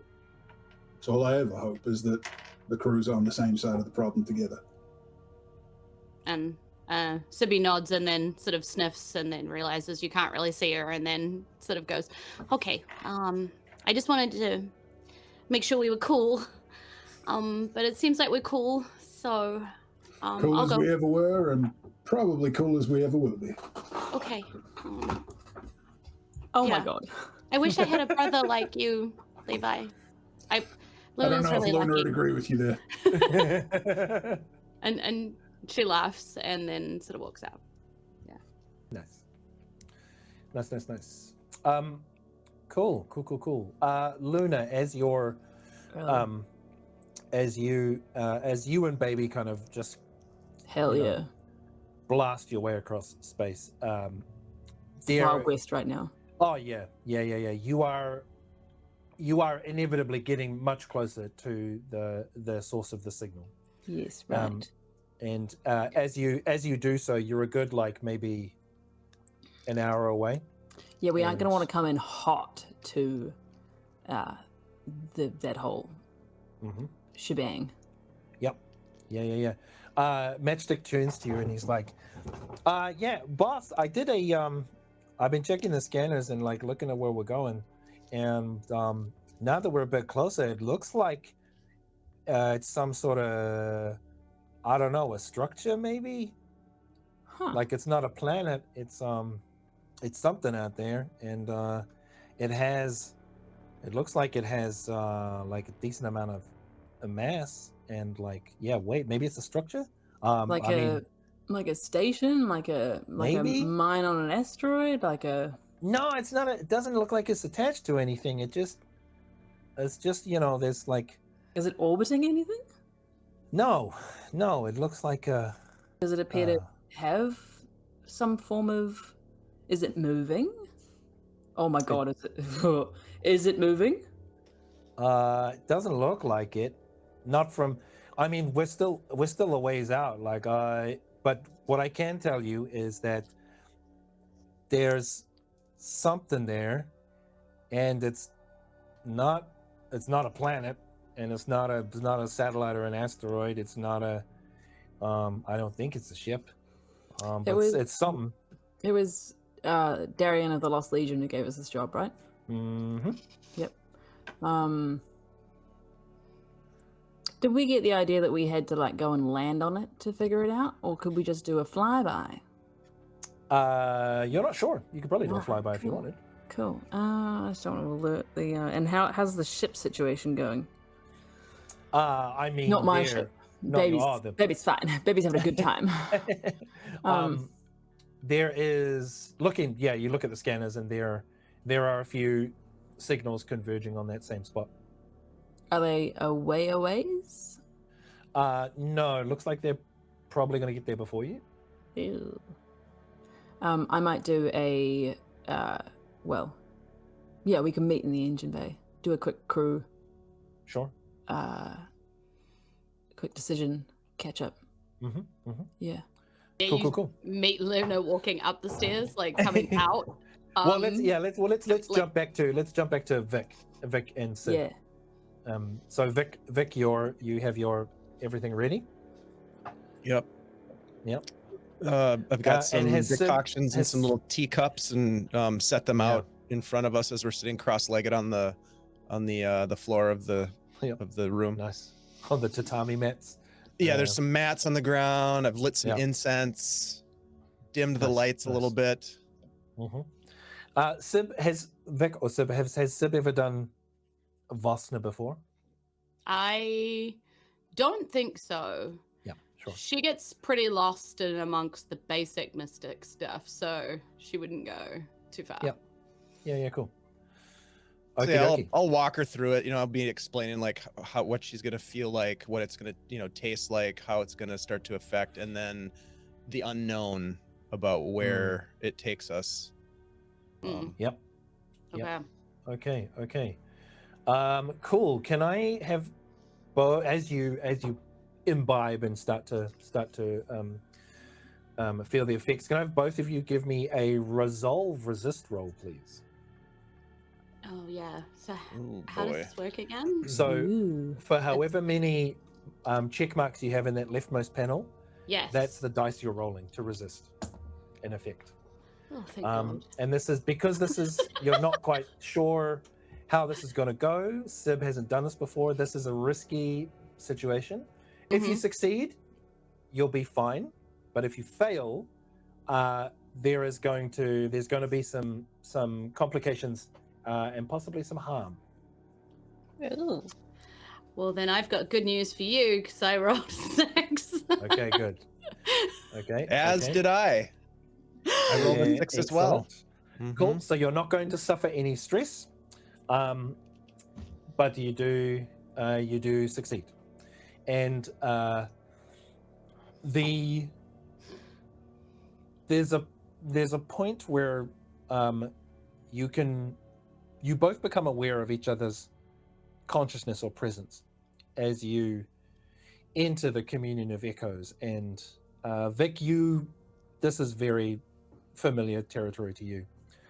Sib, you hear like a million billion voices all at once, not yelling or shouting or anything, but just it's this incessant sound of multiple voices, and you're not quite sure which way is up. You know what I mean? Like you're so discombobulated by what's going on.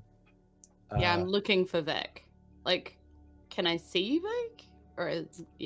No, you can't hear my voice.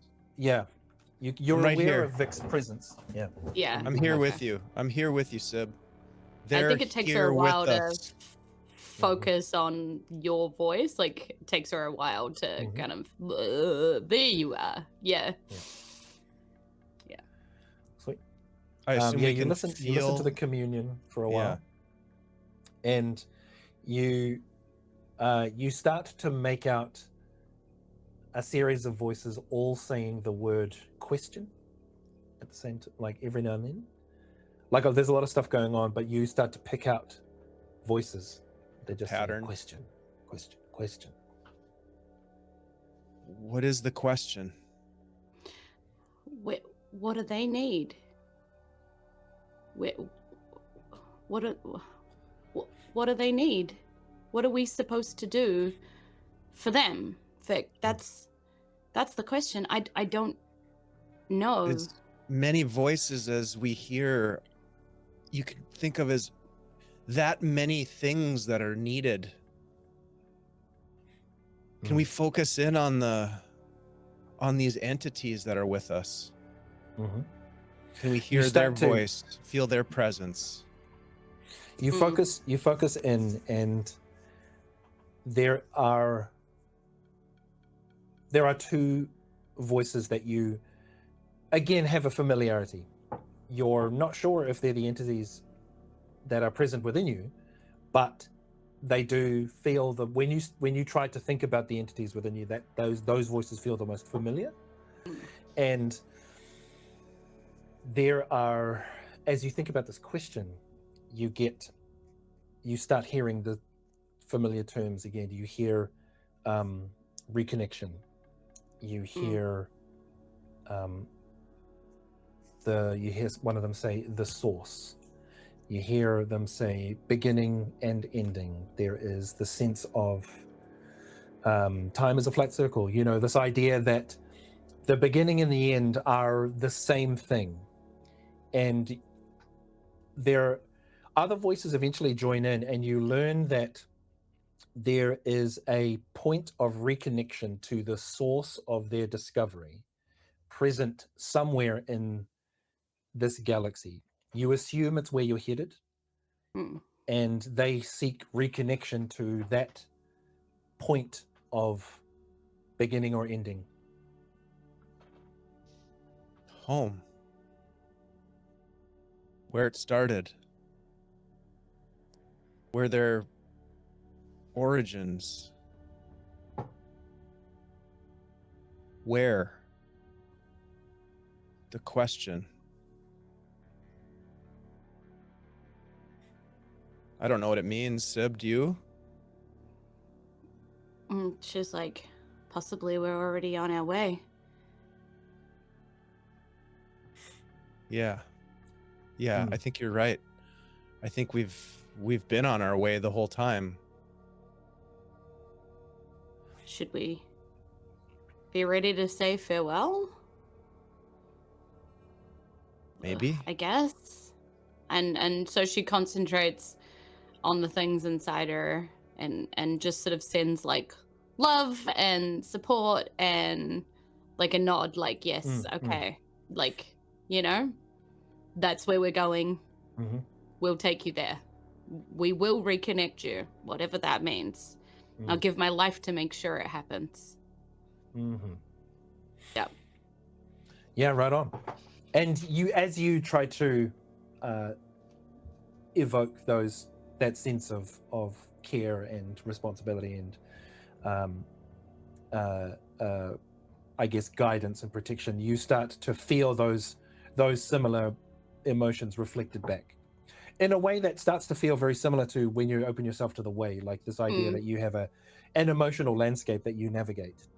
It starts to feel, you start to hear voices in terms of their emotion as opposed to the sound they're making.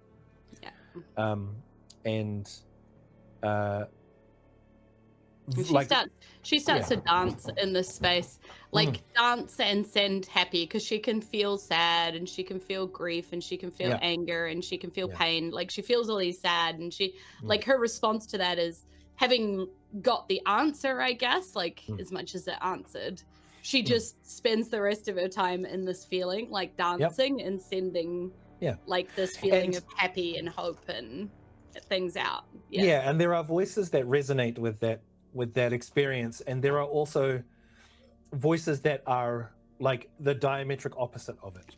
And you get the sense that this community of echoes exists like a color wheel, where all of that kind of emotional thing like has a space to exist and is acknowledged that it is a part of this.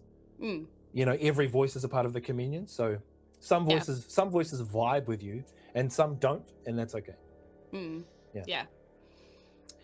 Vic, like when you experience the community of echoes, like a lot of the time it's a very almost like an analytical experience for you, where you like you experience like, you know, energy and intention, and not so much emotion in the way that Sib describes it. So you get a similar kind of vibe to Sib, but yours feels more less emotive and more about what feels right, if that makes sense. Like what feels right or correct, or you know, balanced. when balanced, when something is brought into focus properly. I feel like I can feel the joy and the frolicking, maybe even catching glimpses of it as visual visual cues or shift and change and are in multiple dimensions. I catch little glimpses of Sib like dancing in this ring of light, and I just start to giggle and laugh and maybe even sing a song. Yeah, and as you do, there's a point you can see some of the other voices that are not that don't particularly vibe with this kind of emotional part of the emotional color wheel. There are other voices that pop up, and you can hear almost like you can hear Levi's voice as he's like yelling and swearing at the engine, almost like echoes bouncing in a ravine, you know. Mm-hmm. You don't feel Levi there, but you gather that you're probably hearing what the Vosna on the ship is hearing in terms of little snippets of it. I'm gonna try something. Yeah, go for it. As this is happening and I catch that vignette of voices from people that I know, like Levi, I am going to try to project or somehow think about our destination, and if I could hear anything, voices, snippets of information, disruptions in the balance of what's happening ahead of us, almost like trying to see both physically but also temporally into the future of where our destination is.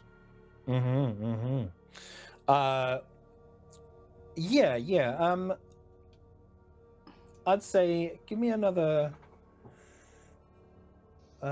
let's make this an attune roll.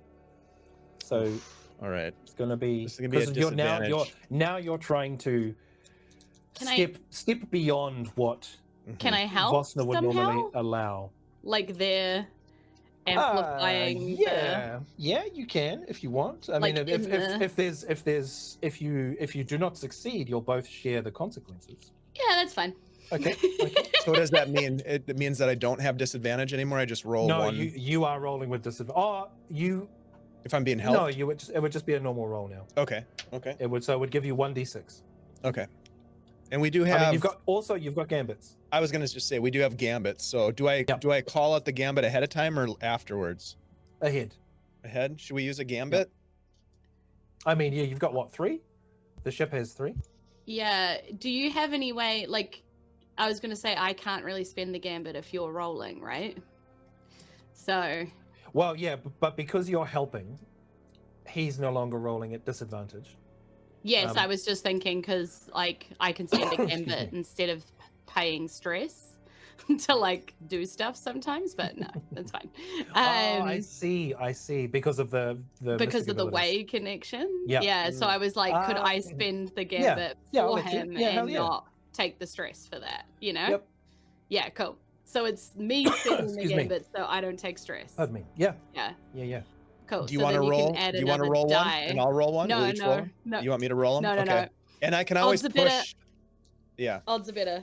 I can always. Well, I think they're the same, but I can. I can always push as well, right? If this doesn't work out, it just becomes potentially more problematic. All right, here we go. Okay, well, I got a 5. Okay. Is kind of, what does that mean again? It's like a partial. It's a partial success. So yeah. So there is. You can push it if you. I mean, if at the moment there's going to be either a consequence or a complication. So you can push it if you want. If you want to take some stress and push it, go for it. How much stress do I take? 2? 2. All right. Fuck it. Yeah, so you try to settle in, and you can feel the. It's not that your body is taking physical stress, but now your mind, as expanded as it is starting to push against the boundaries of what it's allowed to do, and that's quite difficult. You're starting to feel it physically manifest. But yeah, go for it, man. Any of us who have been under massive quantities of hallucinogenic drugs at any time in our life and have pushed into heroic zone will understand what this feeling is like, as he's feeling both energized but also terrified as he pushes this. This is a bad idea. No, I did not get it. I got a 4. Oh no. Okay. So well. Yep, we tried. So what happens is you try to focus all of this. It's like you're trying to, like it's like you're in a river and you're trying to redirect the entire river. And there's a moment where you feel you and Sib and your two hitchhikers start to kind of move towards this space, and just as it looks like there is some kind of shape that's manifesting before you, you feel the four of you just get overwhelmed by this wave of just almost like, you know, psychic energy that washes over you, and you will take some harm, just level 1 harm, as you physically have like some, you know, like intense migraines, and eventually when you come out of this you realize that like your noses are bleeding, and it's like your head's a little bit fuzzy for a while. But just before you snap kind of back into reality after being kind of consumed by the communion, you have a distinct vision of a large structure floating in space and illuminated on one side by the star at the center of the system, and it looks like a chunk of a planet just adrift. Okay. Did you see that? Yeah. Oh, is it supposed to hurt like this afterwards? It No, doesn't feel good. I'm sorry, that was my fault. I shouldn't have pushed so far. I thought maybe I could help us. Yeah, you look down at the blood Shit. that's, you know, coming out of your nose, and you know when, for all of us who suffer from migraines, that feeling of like pressure behind one eye. Mm-hmm. Yeah. Yep. Yeah, it's very uncomfortable. Okay. I think you might have put me off doing drugs permanently, but you know, this is fine. This is fine. It does look like that's where we're supposed to go. Yeah. That thing. The thing we're heading to, right? Yeah, where's my journal? I'm gonna reach up and grab my journal and a pen and just start like sketching and writing down notes and sketching what I saw as best I can. And then I just tear the page out and I just give it to Sib. This is where we're going. Yeah. And she sort of takes it and she sort of runs off out of the room, and runs up to Luna and is like, okay, don't like be angry at me, but I did a whole lot of drugs with like Vic and Oh my god. We like tried to Luna, see. also, Luna looks like she's having the time of her life. You've never seen the cockpit this lit up, you know? Yeah. I'm looking at all of that, but I'm trying to get out what I need to say first before I get distracted, you know? And but look, we saw where we're heading, but only for a brief snatch before like lots of pain, lots of psychic pain, but we were trying to help. And this is it. This is what we saw. And like, I hand her kind of the picture. It looks like it's a chunk of a planet, not an actual planet or a station or something, just like a chunk of something, right? I hand it to Matchstick. I'm like, does this match what you're picking up? He looks at it and he's like, hang on. And you see me like adjust a few things. And he's like, oh, right. So can we land on this? Yeah, it looks like it. So if this sketch is what I think it is, the signal's coming from a planet, a landmass that is also technological. So the scanners are getting messed up because it's getting both signals. That's what it is. It's trying to send back feedback from two things at the same time. Does that make sense? Cool. Yep. So what's with the ship? Are you celebrating? At this point in time, she like really turns the like thumping music down. Oh yeah. She's like, so the whole convergence of fungi, box, ship, baby, just a lot of energy. I won't tell you what Levi called it. A lot of energy. And you know, you were told to like plug in your charges, and I'm having the time of my life. Just bleeding energy. I got to flick buttons I've never flicked before. Yeah. See this one right here? Never touched him. Because the ship has now got a consciousness that was contained in the cryopod, and it's probably like in the ship now. Baby's not baby? But I think. Well, look, this, and she gives you the rundown again of like the things that she learned, and kind of gives you the whole power battery amplifier. But then there's also the mold, which is also an amplifier, and like kind of is like, I think it's kind of all three. It's like the ship is the ship, and it's always been loved by you, and so it retains some of that. But the mold are in the walls, and also there is a consciousness kind of floating around. So it's kind of all three. Neat. Does the consciousness want to leave? I don't think so, because it doesn't really have a body to go back to anymore. It turns out that gets consumed. So sick. It's probably just a ship. Cool. Well, hold up. If the ship has a consciousness, me and Vic am I still driving? Oh no, I'm pretty sure it's letting you do that. Sweet. Cool. Just thought for a second there that you were about to tell me like my life's purpose meant nothing. And I'm wandering my arms around, and nothing else is making me do that. Like even though there's like I'm in control of my arms, so I guess it's the same. But just I didn't follow any of that whatsoever. More powerful. Cool. Sounds good. Wicked. Baby's first word, by the way, was my name. Just if you're curious. Aw, of course it was. You're his mom. So we're gonna land on this thing? Yeah, I think we have to. Cool. I also think that's where they need to connect. Right. Return. Look, it's kind of vague. So we're gonna lose the cryopod? No, I don't know. Okay.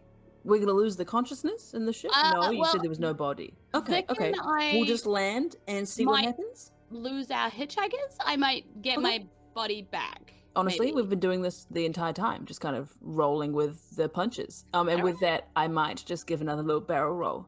You just like you can see we're real good at it. Just like yeah. I'm like hanging on to the back of your chair, like kind of.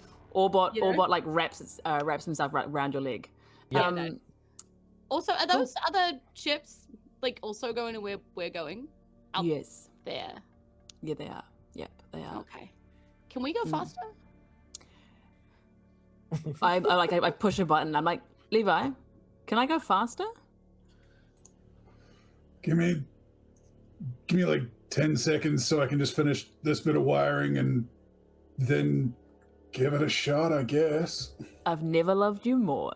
I'm gonna hold up my fingers to Sib, count down 10 seconds, and then wrap him back around the controls, give a whoop, and punch in faster.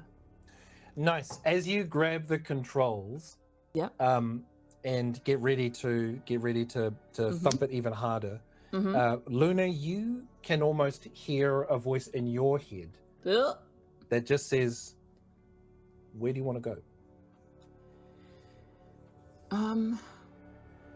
That's a really good question. I turn to Matchstick. Like you feel like that need for speed, but you start to get that sense of like it needs a destination. I do need to land. Yes, that's totally valid. Matchstick, is there anywhere on a readout that looks good for landing now that you've separated the two signals? Or one organic and one structural, industrial? Yeah. It depends on where you want to land. You want to land in the midst of all the machinery, or do you want to land in the midst of the organic stuff? I'm gonna look at Sib. What do you want, organic or industrial? I guess machinery, because this thing was powered by a cryopod. If there's anything that's left there, that's gonna be sweet. Also powered, right? Machinery it is. You see him, the Matchstick's like, okay, like that. Sweet. And as you turn and just go like, machinery it is, you grab the controls and Levi, there is you hear like a whine in the engines, and you're like, that sounds like the warp core. As you hear it like, Luna, you see the stars begin to blur as the ship jumps into warp speed, and you're like pulled back into your seat. Matchstick's like, what? You can see like his afro gets like pulled behind him, and the ship is traveling for like maybe like 5 or 6 seconds before it eventually drops out of warp, and you are like 150 meters away from a large floating, looks like an asteroid.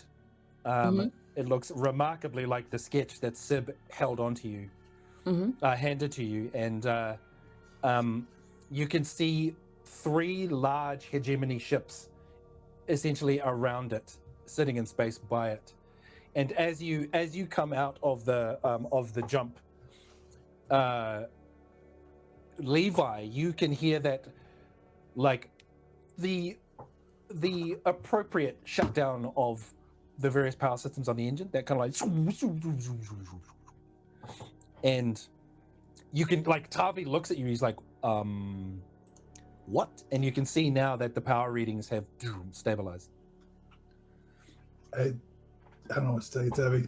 Like, I'm not the one doing it. I've done everything I can do. You see, like Tavi at one point is just doing this, like with his own head, like, you know. It's adorable. Me too, buddy. Yeah. Yeah. But yeah, Luna, Sib, you look out the window and you can see this, like slow, like this, basically just this hanging piece of. It looks like a chunk of a planet. Yeah. And you can see as you're heading, the ship is heading towards. It looks like the exterior of whatever this thing was is organic, but underneath you can see the remnants or the shards of metal, like metal plates, you know, structure. Okay. Sib sort of pats her own heart and just sort of goes, hang on, buddy, nearly there. Yeah, Luna, you unmistakable. You see Imperium ships, large, like capital ships, sitting nearby. Coolio. Matchstick sees them as well, and it's like, doesn't look like they've seen us. We want to keep it that way. Okie dokie. And yeah, the ship starts heading towards the spot that Matchstick punched in. Cool. Cool. So you're about to head in. Do you want to fly by? Well, you're going to land, and now let's figure out how exactly you're going to get to this source. Yeah. Okay. Yeah. So let's do a quick engagement roll. How do we think? Yeah. Obviously, like a lot of you have talked about this idea of kind of going unseen. Yeah. So it's probably going to be like infiltration. Yep. Cool. Agreed. Cool. So let's figure out how many dice we're going to get for this engagement roll. All right. Okay. Okay. So It is bold and daring. yes, absolutely, absolutely bold and daring. Is it dealing with the way that you, where is it? Is it dealing with like, are you undermining or, you're like a target much larger than yourself? I would say Yeah. the hegemony is right there. Big Yeah. time. Do you have any allies or rivals that may help or hamper this this approach? I I think it could be entirely possible that Levi and I might have some blood from back in the day on a ship. Yes, Perhaps. although I will say, because Yeah, go Levi for it. finished the signal scrambler, Oh yeah, they don't know it's us. yeah, Fair. they'd Yeah, have to that's- look out, that's fine. like as Levi said, they'd have to look out the window Yeah. to know it was you. And dear old dad hasn't like patched through. No, not that you know. Which is good. Yeah. Currently. Are the consciousnesses on the ship? Are they consciousnesses on the ground that they could reach across space for potentially? Thinking about allies. Otherwise, I might be out of ideas. No, that's fine. That's fine. You've like nobody on planet, and no one knows it's us on. I mean, Sib could probably try like an attune check or something with the way to see if there's anything out there. Yeah. But yeah, at the moment you've got what 1, 2, 3, 3d6. So if you want to try and add one more, Sib, do you want to give me an attune roll? Sure. Can I currently? Oh, sorry. Can I currently see our signal anyway? Like we're sending a signal. It's just scrambled, so they're aware of our presence. No, not necessarily. Cool. Perfect. Great. No, okay. Because when you said that, I don't want them to see us. Like, Matchstick don't. basically activated like a cloaking thing that just hides the signal for us. Fab. As long as Perfect. So I had to push myself because I couldn't take the first roll. It was real bad. So I've taken some stress on, and then I got a 6 on the second time around. Beautiful. So we're okay. We're okay. There is, there's a sense that there's some kind of recognition from the entities on board yourself and Vic. So once you land, you will know where to go. Okay. So that I'd say that would be, you don't have an ally, but you kind of do. So that brings us up to 4d6. Do we want to try and get any more? Do we know the names of any of the ships that are currently here? I mean, we do have some Imperial connections. Maybe I'm just wondering if maybe any of Vic's it'd be a stretch, but if any of Vic's contacts might be. Oh yeah, because you've got. Well, there's Lenny and Jakev. Yeah, Yakev probably not.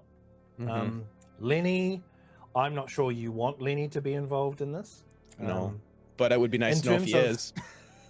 Oh yeah, right. You know what I mean? Yeah. Like, there is.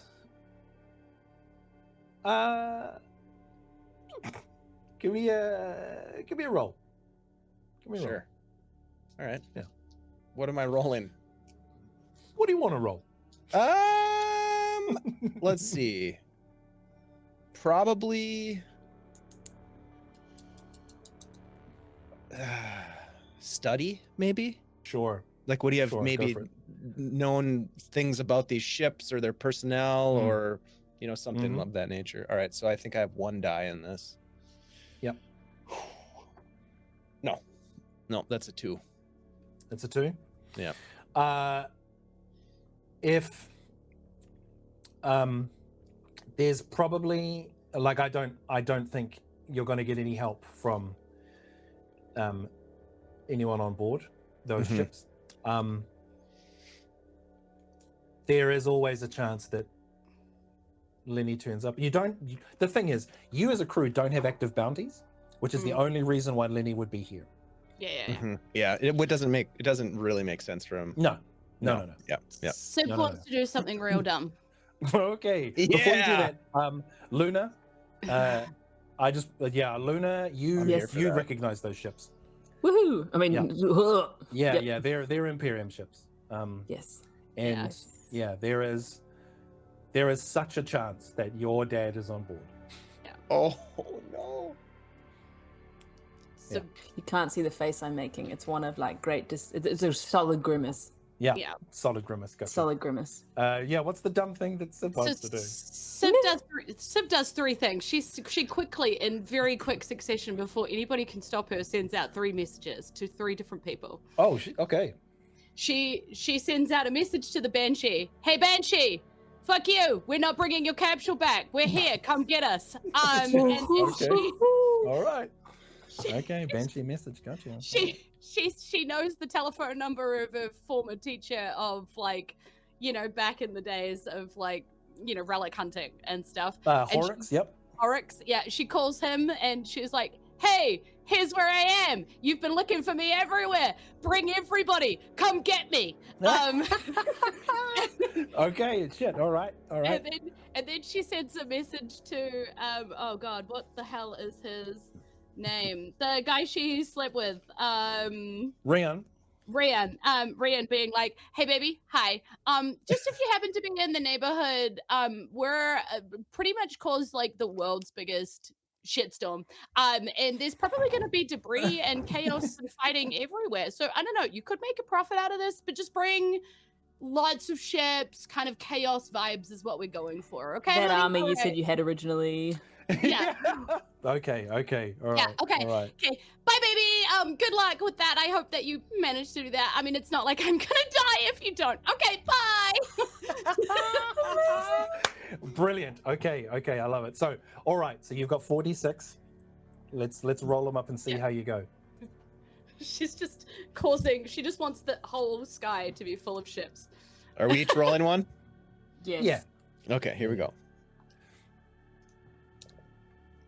Oh, 4. I got a 6. Okay. I got a 2. What did Sid get? I got a 5.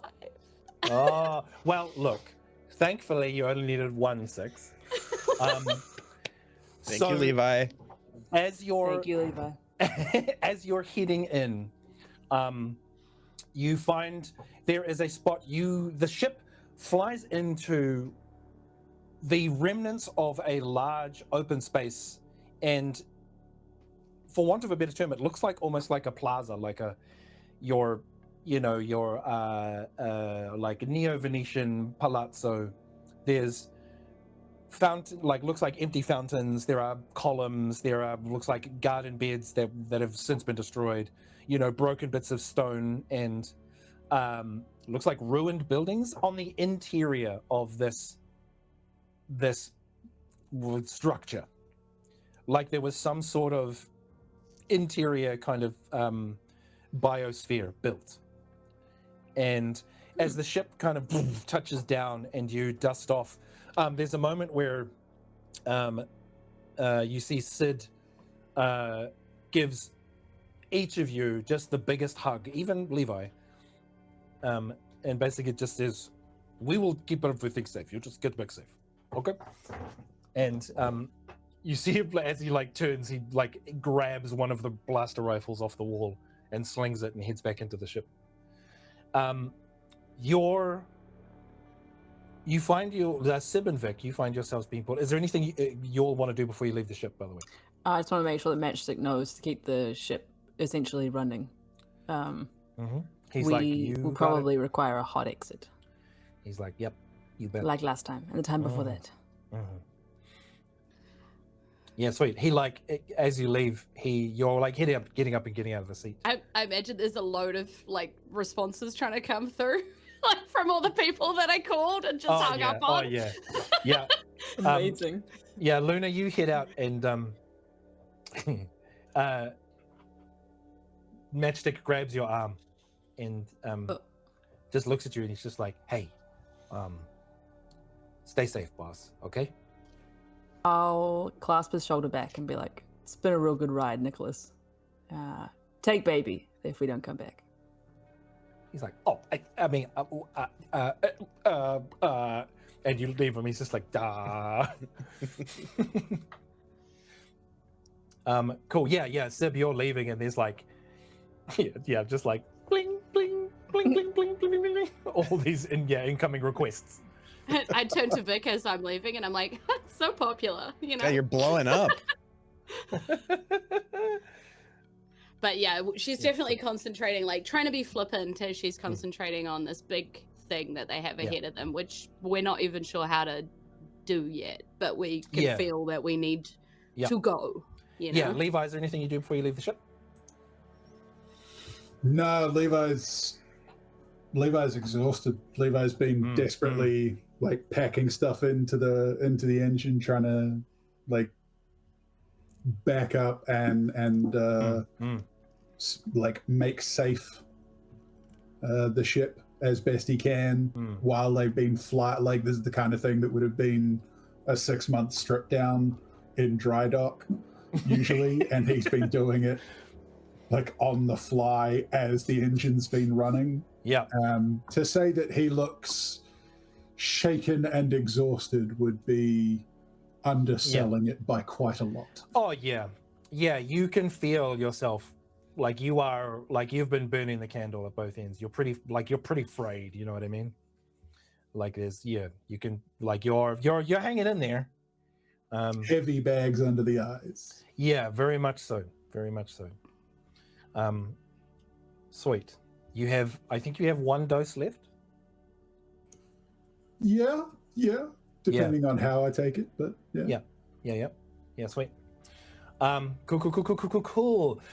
So the ship lands and you head on out, Vic and Sib pointing the way, and you find yourself heading down corridors through ruined doorways. At one point you're passing through, you assume is an old planetarium, like an ossuary. There are dioramas of planetary alignments and systems and things, but before long you find yourself in a large chamber, and the majority of the walls, the circular walls, look like inert stasis pods, just banks and banks and banks of them. And in the center is a column that has looks like a few panels and a small the column itself appears to have a flicker of light on the inside of it, like it's the pillars made of like a quartz, like a semi-transparent stone or crystal, and there is a glow from the middle of it. And you arrive in, and Sib and Vic, you feel a strong pull towards the pillar. Levi and Luna, you arrive just behind them, and kind of you see this. The chamber is like at least, a good like 100 meters high. You know what I mean? It's just banks and banks, and these stasis pods are lined around the walls, facing the center.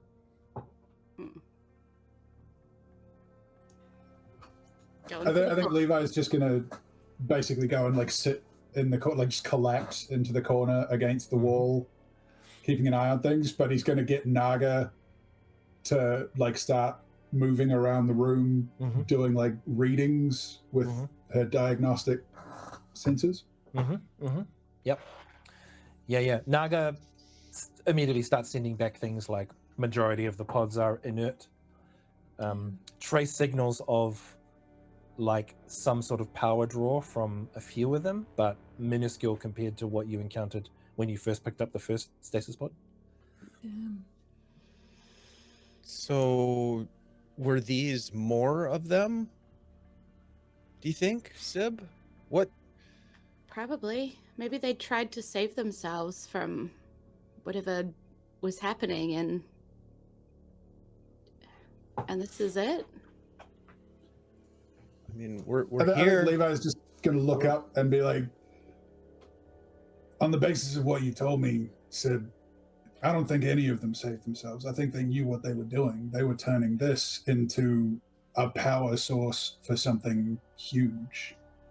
I don't know what they did for it, because most of the power is gone now, but nobody develops a technology where they turn their bodies into energy and doesn't know what they're doing with it. Yeah, and Sib turns to Levi at this point and is like, I didn't really tell you the whole thing. They discovered a way to improve a power source by basically breaking the entire world. It's entirely possible that this is the remnants of that. Huh. Yeah, and that's plugged into my ship right now. That's well, maybe that's exciting. Yeah. I still feel like I have to do something here, though, even though I know it might go badly. Are you getting anything from your passenger? Oh yeah, this pillar. And I'm walking around it I'm not kind of touching it right now, and I'm like, I have to do something with this pillar. You notice that there are two like instrument panels on either side of the pillar. Yeah. Like, beep, boop, boop. And I'm like, I think I'm gonna need your help, Levi. The whole computer thing's not really my thing. Levi exhaustedly levers himself to his feet and trudges over to this instrument panel. And I guess my question would be, does Levi have any idea how this panel functions, Alan? Or does this look entirely alien in origin? It looks pretty alien in origin. You make an educated guess, and there are symbols on two sides of the monitor, with a large symbol in the middle. The symbols on the left-hand side of there are 6. 4 of them are red, and on the right-hand side, you see that the 6 symbols are gray. The symbol in the middle is red as well. Sit back and make some guesses about what this thing's for, but they're going to be guesses. If you want my advice, you let whatever's riding your brain tell you what to do, and Vic does the same, because they're going to know better than I will. Like, okay, I can tell you where the power's coming from, and again, make some educated guesses about where it's going, but that's all I've got right now. I mean, honestly, I was gonna press the big button in the middle, but I don't know if that's just my brain or its brain. But like, big button in the middle is usually a safe bet or a bad bet. What I will say is that if there's 2 consoles, they're probably designed to be used in tandem, and I don't think your arm span can reach both at the same time. No, I only have 6. I mean, 2. Sweet. Okay. Right on. Cool. So you're going to one of the panels, or you're yeah. Yeah, I'll walk over to the other panel and just kind of start looking at it, and maybe run my hands just along the sides of it to sort of feel the tactile presence. Some deep breathing. Big button, Vic, on 3. Because I imagine we're on opposite sides of the pillar, so we're not really like looking at each other. Okay. Here we go. Okay. Yeah, 3, 2, 1. Press. So you both put your hand down, and there is almost an instant kind of reaction, and both of you see the pillar glow brighter, and the 2 entities that were inside you step forward through the panels, and towards the crystal. And as they get there, they place one hand on the crystal, and both turn towards either of both of you. Yeah. And there is a moment where they place a hand to their thorax, and then give a semblance of a bow, and they turn, and you see them drift into the crystal, which then the entire pillar all the way to the ceiling lights up as this column of light. And Levi, you get readings from Naga of power funneling to all sorts of parts of this structure. The symbols on the panel that you can see, Sib and Vic, the ones that are red turn green, the ones that are gray begin flashing red. And Luna, you get a garbled message on your communicator from Matchstick. Oh. It's a bit like kind of thing, and you're not quite sure what he's saying, but the snippets you get, it sounds like there is something's happened out where the ship is. And there is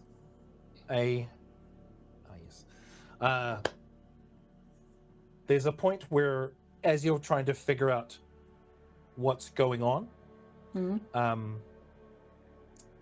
there is you all heard it. You all hear a familiar voice. as Luna, you hear your father from the other side of the room. Oh no. All you hear is him say, "Interesting. I wondered if that was the purpose of this structure, this facility. Well done. I'm sure there are many secrets we can uncover from this technology." And you see now your father standing, hands behind his back on the other side of the room, surrounded by 8 to 10, looks like enforcers, massive blaster rifles. Not pointed at you, but just standing beside him. And he looks at you and says, "Well, this is the part where I say we can do this the easy way or the not so easy way." Sib reacts by pressing a button. Sure, yeah. Like, Yep. apparently there's 4 green buttons and then 2 gray ones. Like on The that gray ones, side. the gray red. ones are now blinking red, and there's there's 4 green ones, yeah. Yeah, okay. So I just press one of the ones that are blinking red just to see what happens. Because I'm like, I don't know what I'm supposed to do right now. Yeah. You press one of the buttons and nothing in the room happens. Okay. And you think And I'm like, I know what this does. If you don't want me to keep pressing buttons, you step back, buddy. and there's a point where like you think you can hear some sort of sound from elsewhere in the facility. Yeah. And one of the enforcers behind King Dace like moves towards him and just like whispers something in his ear, and you see a moment where he's like, "Is that right? An entire fleet?" You see he turns back to you and he's like, "Well, it appears that this is more than just a power source. There's some sort of weapon attached to this. Go investigate, find out where it is." And you see a couple of the enforcers leave. He's like, And like, "It's just a treasure trove, isn't it?" Sib leans over and looks at Vic and goes, "Didn't go how I thought that would go." No. One of these buttons is gonna be the pods. Like, and that's what she says, and she knows she has to talk out loud. So she's like, because like all of the pods are around them, right? Mm-hmm. Mm-hmm. Yeah. So she's like, one of these buttons is gonna be pods. Like, There's a moment where Kin basically just lifts his hand up and he just says, "I would suggest that you don't push any more buttons. It's obvious you have no idea what this is. And I would appreciate it if we could return to my ship and leave." Levi's just gonna like turn around. I think it's pretty clear that of everybody here, you're the one with the most to lose on this. So I think it's time for you to go, or I'm gonna do one of the things that I know this place will do.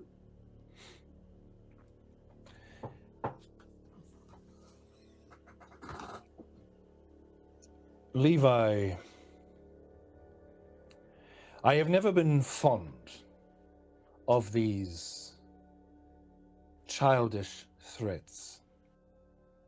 Don't presume to know the stakes of what is going on here.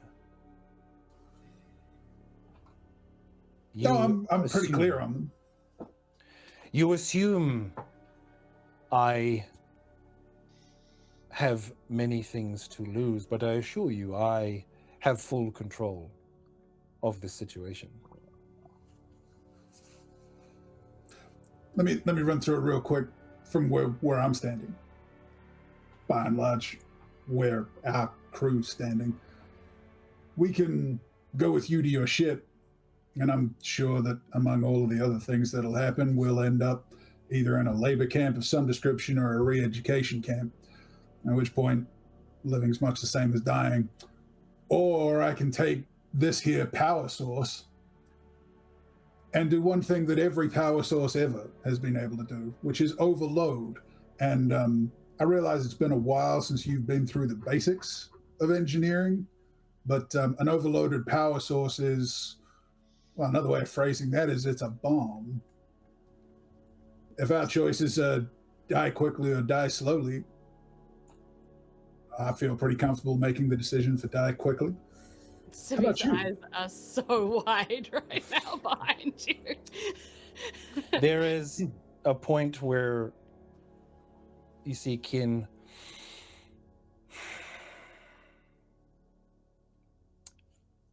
well, you heard him, and he turns to the enforcers, and all of them like blasters up towards you, Levi. They are going to shoot you. So you can hear them like they're Luna has her blaster to her head. Oh, I see. Okay. Is this... You do that and I do this. I see.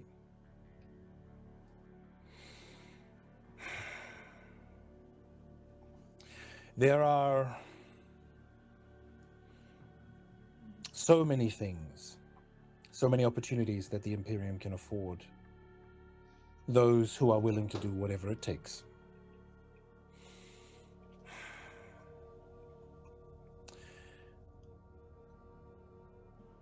Lunadier, you are a crucial factor in my plans for the future of our family, our dynasty, for the future of the Imperium.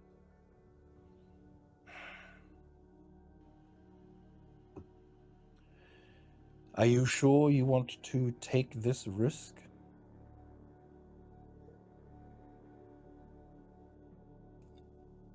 I don't think there's a universe for me without Levi in it.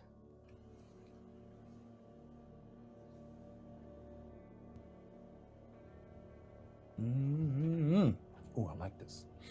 Luna, could you please give me a... I haven't pulled it. I know. Give me either give me a resolve roll, either a command or sway. Okay, and if it's a... Okay, okay. Not a resistance roll, a regular roll. No, just a regular roll. Either command or sway, one of those two. That's right. Yeah, the stakes are pretty high. If you succeed, this is a desperate situation. If you succeed, they're not going to shoot your brother. If you don't succeed, they're going to fire. Holy. And then yep. Have we got an opportunity to do things, given that? Yeah, I'd say so. Yep. Okay. Yep. Like as this is kind of the situation is escalating, you are present, and it's not happening in like split second. Yeah. Like Ken Dace has been very clear about his threat and intention. But yeah, what was your role? Do you wait? Does Sib and Vic want to do something before Luna resolves the role, or No. Okay. I would do it after. Okie Yeah. dokie. What was your role, Luna? 6. The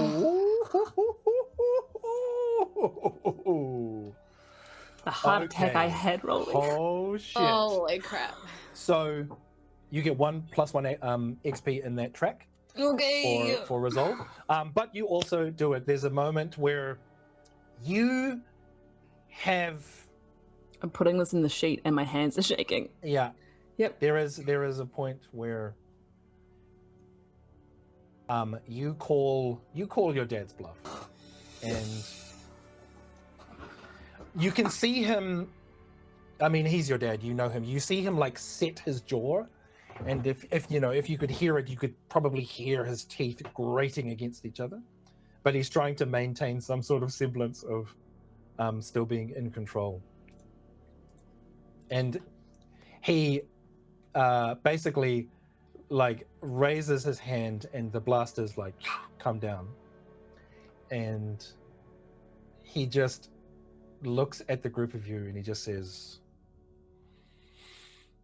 "Wherever you go, I will find you, Luna. And we'll be right here with her. You see him, he's like, very well, I will allow you to leave. Luna's just like staring him down. Mm-hmm. No thanks. You know how I know you're a boss and not an engineer? You had your lackeys pointing their guns in the wrong direction. Because you weren't man enough to pull the trigger yourself. It doesn't matter where you find us. We're always going to be willing to do the thing you aren't. You don't know how to do what we do. And That's you'll right. never know. Sibby says, pushing another button. Okay. Yes. Yes.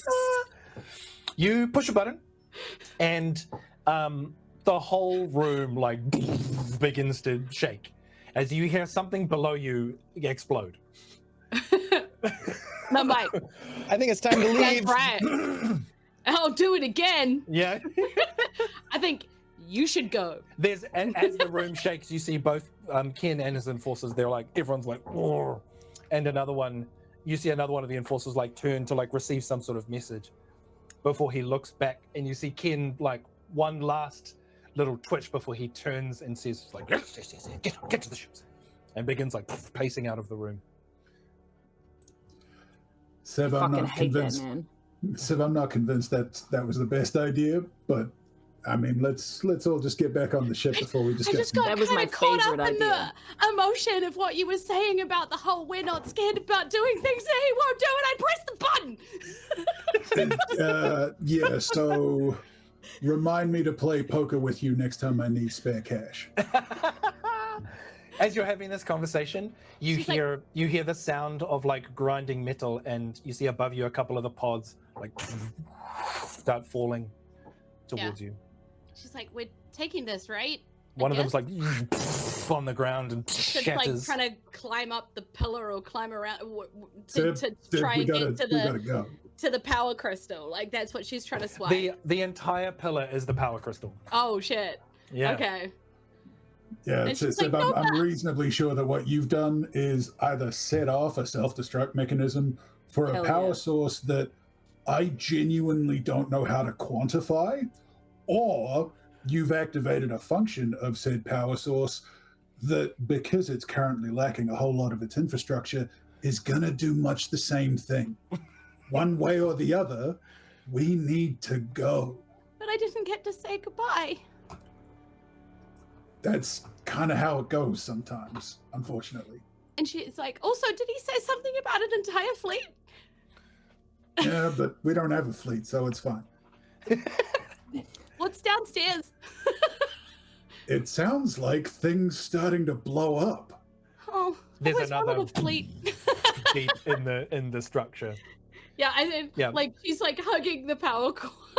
Yeah. Luna, you on your communicator, you like again hear that like crackle from Matchstick. That's the thing. It sounds more incessant. That's the thing that breaks Luna out of staring at where her father exited the room. And she's going to turn and sprint Yep. for the ship. Yeah. I'm gonna need you all to give me scramble rolls. As you head out of this room, like pods are falling around you, bits of structure are starting to just like detach from walls, and it is you are running towards the ship amidst a rapidly crumbling structure. I have a question, Alan. Yes, indeed. Before I roll, Yeah.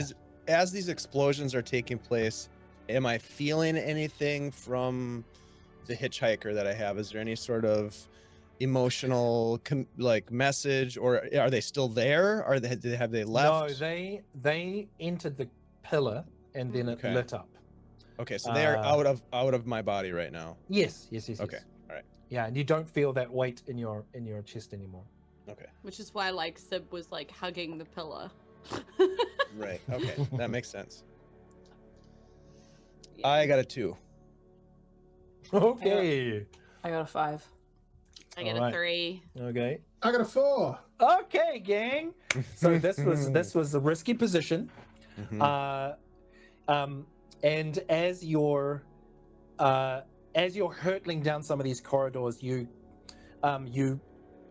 burst out of the door that was in the ossuary, the solarium, or whatever, the planetarium, and a large chunk of a facade out in the palazzo falls in front of you and begins falling towards you. I'm going to need you all to make another scramble roll. It is now a desperate roll. You can see the ship, baby, is like all fired up and ready to go. The cargo bay doors are open, and Sid is running out of the ship towards you.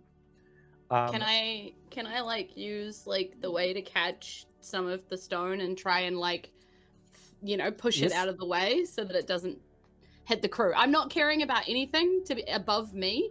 Yep. I'm trying to protect the others, by hurling. Yeah. Sure. Give yourself another d6 for that. Remember, gang, you can push or you can use gambits or.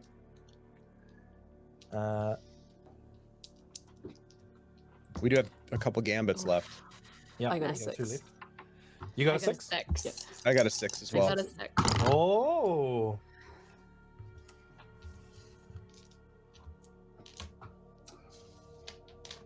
So I rolled I did roll a 6, but because I'm rolling at disadvantage, I rolled a 2 on the other one. Yikes. Yikes. Do you want to push for another d6 or? So I pushed. Oh, yes. Yeah. And rolled a 1. No. Oh no. So the group of you are hurtling towards the ship. Sib, you're reaching up and just knocking these large chunks of stone out of the way. And there is a large piece that is falling towards Luna, and you basically run in front of Luna and bring your hands up and hold on to it.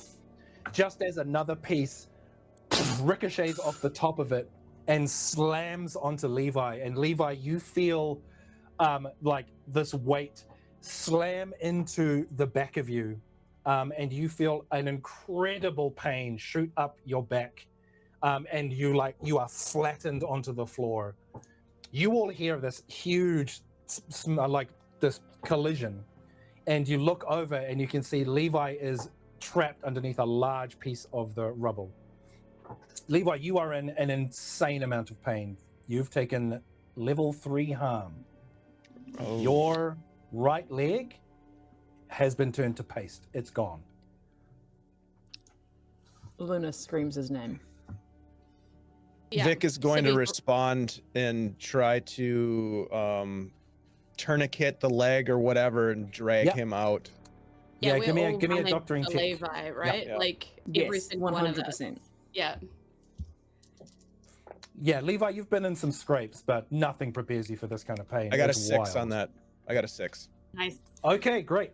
So, Levi, the level 3 harm is not going to kill you, but can you mark 4 points in your healing clock? Yep. Sweet. So Vic, you managed to tourniquet what's left of his upper thigh.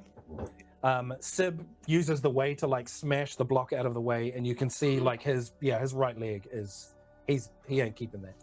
I think the reality is that it would have been almost liquefied, and the tourniquet's the only thing that's keeping me bleeding out, and there's just this it's pulling it away, and there is that absence where the limb should be. Oh yeah. I scream for Naga, and I go, the pig leg thing, wrap leg, we need to keep going.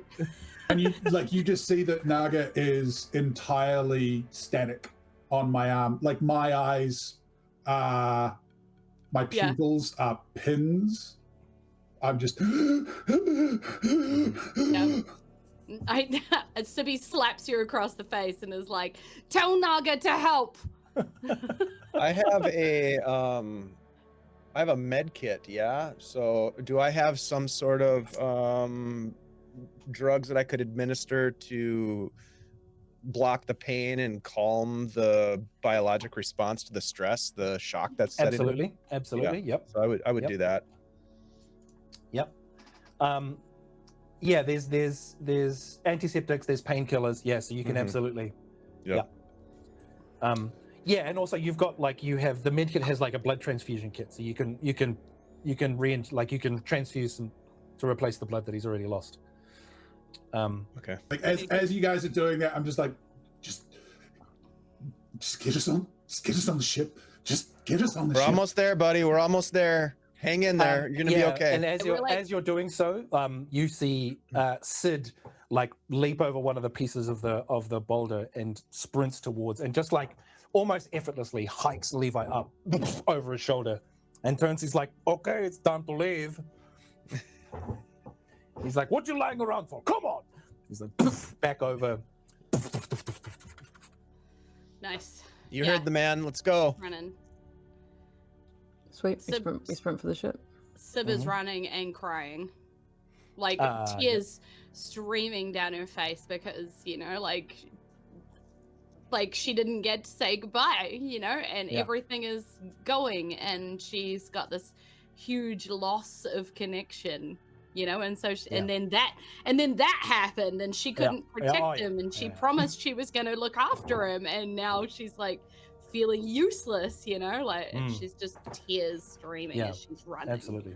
Yeah, you get back on the ship, and the crew takes one look at Levi, and they're like, "Oh shit! Whoa, no!" But once you're on board, basically the doors close, and Matchstick just punches it, and the ship Yeah. And is the sky full of a million different ships all looking for us? As you head out, there are a few things. You look out the window and you do see some ships leaving, coming out of the jump. You're not sure if they're Banshee ships or Horror ships or the Durnit gang. You're not quite sure. But you do look back and you see, just as you're kind of trying to get out of there, the hegemony ships are engaged in firefights with those ships that have just jumped out. Incredible. There's all sorts of chaos going on. The structure you just left, you watch as it begins to break and disintegrate and fall apart. And there is a moment where there is a pinpoint of light that you see, which then starts to grow, and those pieces that were breaking away and floating suddenly get sucked back in as the entire structure turns into almost like a singularity. Oh crap. And you hear Matchstick, he's like, "We should probably get out of here." Oh no. Yeah, as even the hegemony ships are starting to be affected by the gravitational pull of this thing. Whoa. Luna both sprints to the cockpit and is also moving like she's just, her worst nightmare just came true twice. Yep. I think as Levi gets laid out on his bunk, you see Tavi just pop out of where the Tavi was, and he's just chittering crazily at whoever's currently helping mop off the stump. And then as soon as he gets up on Levi's chest, you see Naga unwind from Levi's arm. Levi's still clearly deeply in shock, and you can see him his consciousness is fading away as Vic's painkillers kick in, and you see Naga coil up and open her hood to have a look at the wound, and you can see that it's clearly Tavi controlling Naga at this point. But obviously none of you guys can talk to Tavi, or at least can't understand Tavi. So as Levi fades into unconsciousness. Sib's running too, but Sib's running for the capsule. Because that's the last remaining piece of connection she has with everything, and so she's running to the capsule to be is this still with us? Is this still part of the ship? And to lay hands on it. Yeah, it looks like it's still integrated in the ship. Luna, once you're in the cockpit, Yeah. And you sit down in the chair. You feel a sense of not relief, but your tension and your anxiety begins to settle a little bit, and there is a sense of almost like a hug as you settle in and just like punch the gas, and the ship begins to head off. Just as Sib, you get to the capsule and place your hands on it, and the instrument panel lights up, and there's just a message that just says, "I am baby," as the engines like, and the ship like jumps into warp speed. Luna, you are not sure where the ship is going, but Sweet. You get the sense that both you and the ship are just like away. She just a is sense of crying hot tears. They're just spilling out of her eyes, essentially. She's weeping. And not really conscious of much else, actually, apart from the ship being precisely where she wants it to be and going in a direction. Yeah, and as you look through the kind of tears streaming out of your eyes, you see the panel in front of you that just says, "Luna, I am baby." Vic, you're like, once you got Levi down and you saw what was happening with Tavi and Naga, you feel pretty confident that, I mean, medically he's going to be okay, like he's going to live, but he's unconscious right now. And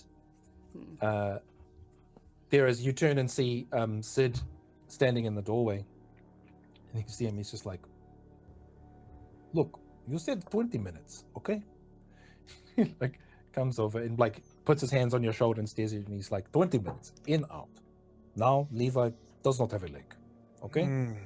Complications. But you see him, he like kind of begins to smile, and he's like, "But could be worse. Could always be worse. We are alive." We are. We didn't lose anybody this time. And long may it continue. Yeah. And he like turns away, heads out of the room, and he's like, "I am going to make cookies." Down towards the galley. Sib, when you are there, there is a familiar kind of tug as you place your hands on the pod. Yeah. And the feeling is faint, but it's there. She just kind of says to the capsule, "I hope you're okay. I promised I would look after you, and I guess you're stuck with me. I guess Luna's stuck with me. I guess everybody's stuck with me. I'm not going anywhere now. And I'm going to look after you for as long as I can." You look up at the capsule, and the panel where it said, "I am baby," flashes another message, and it just says, "Family. Home." Yeah, Sibi starts crying again and just sort of hugs the capsule in a weird kind of way. Like, just sort of, and she's like, "Exactly." And then, that's kind of, she just sort of like, kind of falls like sort of nappy asleep. Like, she's just sort of hugging onto it, just sort of lying there processing everything that has happened. Yeah. Yeah, so you sit and process that. Levi is stabilized. Luna, you and baby are just gunning it into who knows where. Away. The last thing you remember seeing was a large singularity forming in that pocket of space, and a number of ships being pulled into it and exploding. Whether that means your father was caught up in it, who knows? But you jettison off out into the unknown. Definitely different from when we first began this adventure. But that is where we're going to end this little jaunt. In terms of in terms of an epilogue, who knows? Who knows? Is it an epilogue? Maybe not. But that's going to be us for this episode. As we kind of sign off on this crazy adventure. Yeah. Crazy. Yeah. Well done Understatement. to all y'all players. That was very, very cool. I only cried a little bit for real. Hey, there we go. Jules. We got some tears. I got really attached to Sibylla and the little hitchhiker she had. Aww. So did we. Love Sib. And Levi got slightly detached from his leg. Ooh. Yeah, man. That can be replaced. Yeah, I mean, yeah, look at Sid, right? We'll get you some thunder thighs. It'll be Yeah, fine. yeah, some thunder thighs, yeah. We know a guy. We know a guy. Yeah. That's why Sib never runs well. Every time we have to move anywhere, like she never goes well, and I'm sure it's because the sheet knows that my legs are banged up. Oh, that's right. Yeah. Nice. As Scottish Jeff points out, there's a cryo chamber for that. So Yes, that's have a cry. Well but yes, well done, all y'all. That was very, very fun. well done, Alan. Yeah. Thanks, So Alan. good. That was great. So much fun. What a fun Yeah. system. Love the system. Right? It's very silly. very cool. Very, fun. very cool. Yeah. But yes, thank you to my players. Thank you to also the people in chat watching this now and in the future. It's always super duper fun playing games with these people. So if any of y'all get a chance to play with any of these peeps, take that chance because they're very, very great. They're awesome. I love it. But yeah, that's us. I'm Allan Henry. I'm Thoroughly Strange. I am a performance capture artist.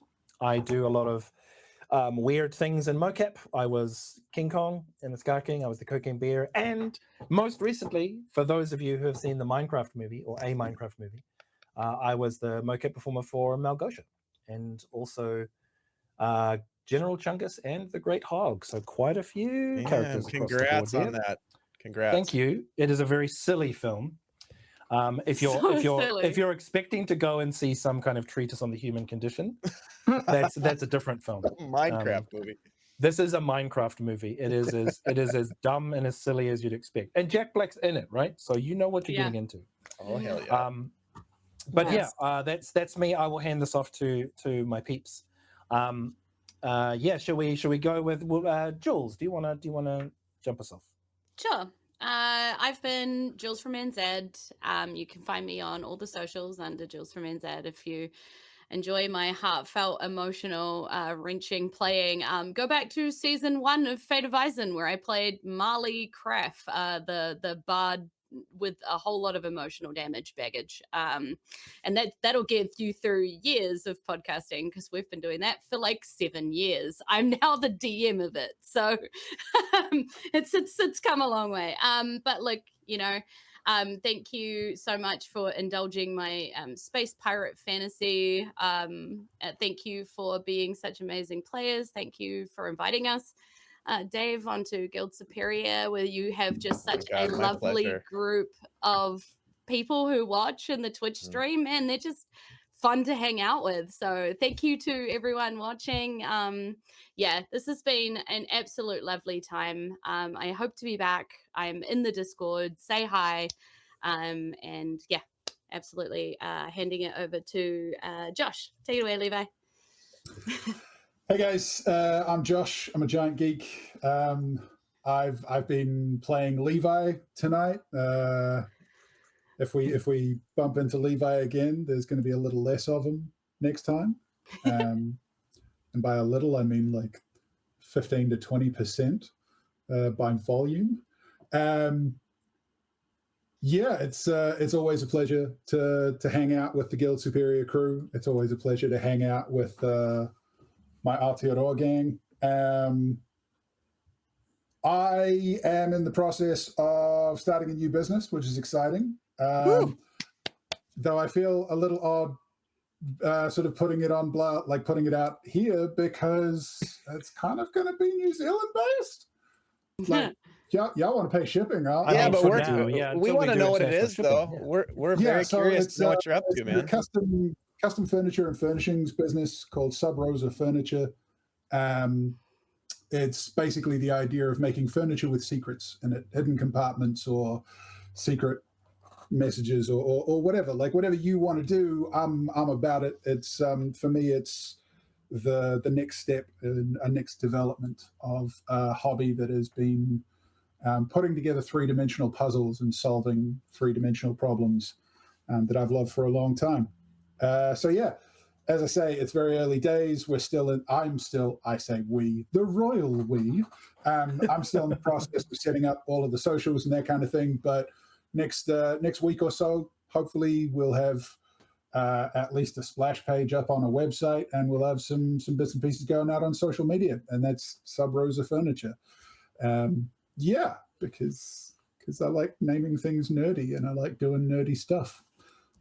So Can confirm. Does this mean I can get like a gaming table made finally? Yes, Jules. Yes. Yes. Oh, yes. And it will be exactly the gaming table you want. Yes. You don't have to go with anybody else's vision. With little push outs, like little. Yeah. Oh, yeah. We should talk. Yeah. Oh, yeah. Cup holders, screens. Oh, yeah. That's the dream. Yeah. Excellent. Anyway, that's me. I'm going to pass it over to my twin sister, Luna.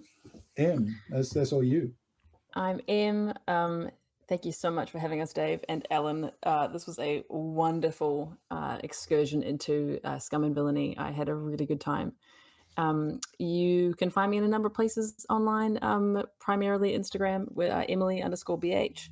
And I'm a narrative witch across many forms. So you'll find writing, you'll find travel blogs that are 6 months behind, but hey, we don't talk about it. Yeah, thank you so much, Dave, for having us. This has been a blast. Thank you, Allan, for constructing a story around our mad whims. Yeah, and I will throw to Dave. Oh my gosh. Thank you so much for being part of this, all of you. I love these stories. I love playing these games with you guys. You're super fun. And yeah, Allan, you literally, like, this whole story was developed as we created our characters and all of these crazy connections and backstory elements. And then we went sideways on you, and you freaking kept the pace right there with us, as you do, which I love. That's it. Fine. I had some really strong notes here. Yes, you did. And almost succeeded. Yeah. Succeeded. We did have a couple of very key roles there at the end. I appreciate and love you guys so much, and so glad that these connections have been made and will continue to strengthen over time. And there'll be a lot more New Zealand presence here and more games to play. So I love you guys dearly. So thank you so much. My name's Dave. You guys all know that. Thank you so much for hanging out with us in the chat. You guys are so critical to happiness right now in terms of all the things that are going on. This is a little safe space for us to have a good time and be playful. And that is so critical. So if you can find a place where you have good friends that you can play with and be in these creative spaces, do it. It's so important. It's so worth it. Yep. It will keep you going for exactly. It will inspire you in the other aspects of your life for sure. So and benefit you in a lot of different ways. So thank you for that. There's a lot of stuff coming up on Guild Superior. So come over to the Discord to hang out with us to learn more. We've got a game tomorrow. We'll be wrapping up our A Giant Problem, our Giants of Greyhawk game. We've got our Derailed game. I think we're going to wrap it up this week. We've had some scheduling problems with that, but I think Tuesday we'll have Derailed. Then we'll be back next Tuesday with Tales from the Whisperwood with DM Shiv. So lots going on. We've got a new Dungeon Mr. Ty's in the chat. We've got a new Varden series coming up. A couple of them, actually. So there's going to be some fun with that. Nice. And I think there's some My Little Pony games coming up. I don't know. I'm just saying, Jules. There's a lot of stuff coming. So yes, good. Yes, good. It's all gonna be great. Thank you so much for being here. I don't know, Allan, do you have any final words you want to say before we sign off?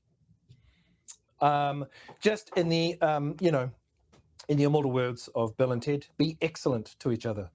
Yes, always. Yep. Thank you for that. Stick around, everybody. We are gonna kick it over to the end screen, but we are gonna raid into our friends over at we're gonna raid Armin, also in New Zealand. So Yes. give Currently in the Armin game, some yeah. good old fashioned love here, and be kind to each other. We'll see you soon. Thanks a lot.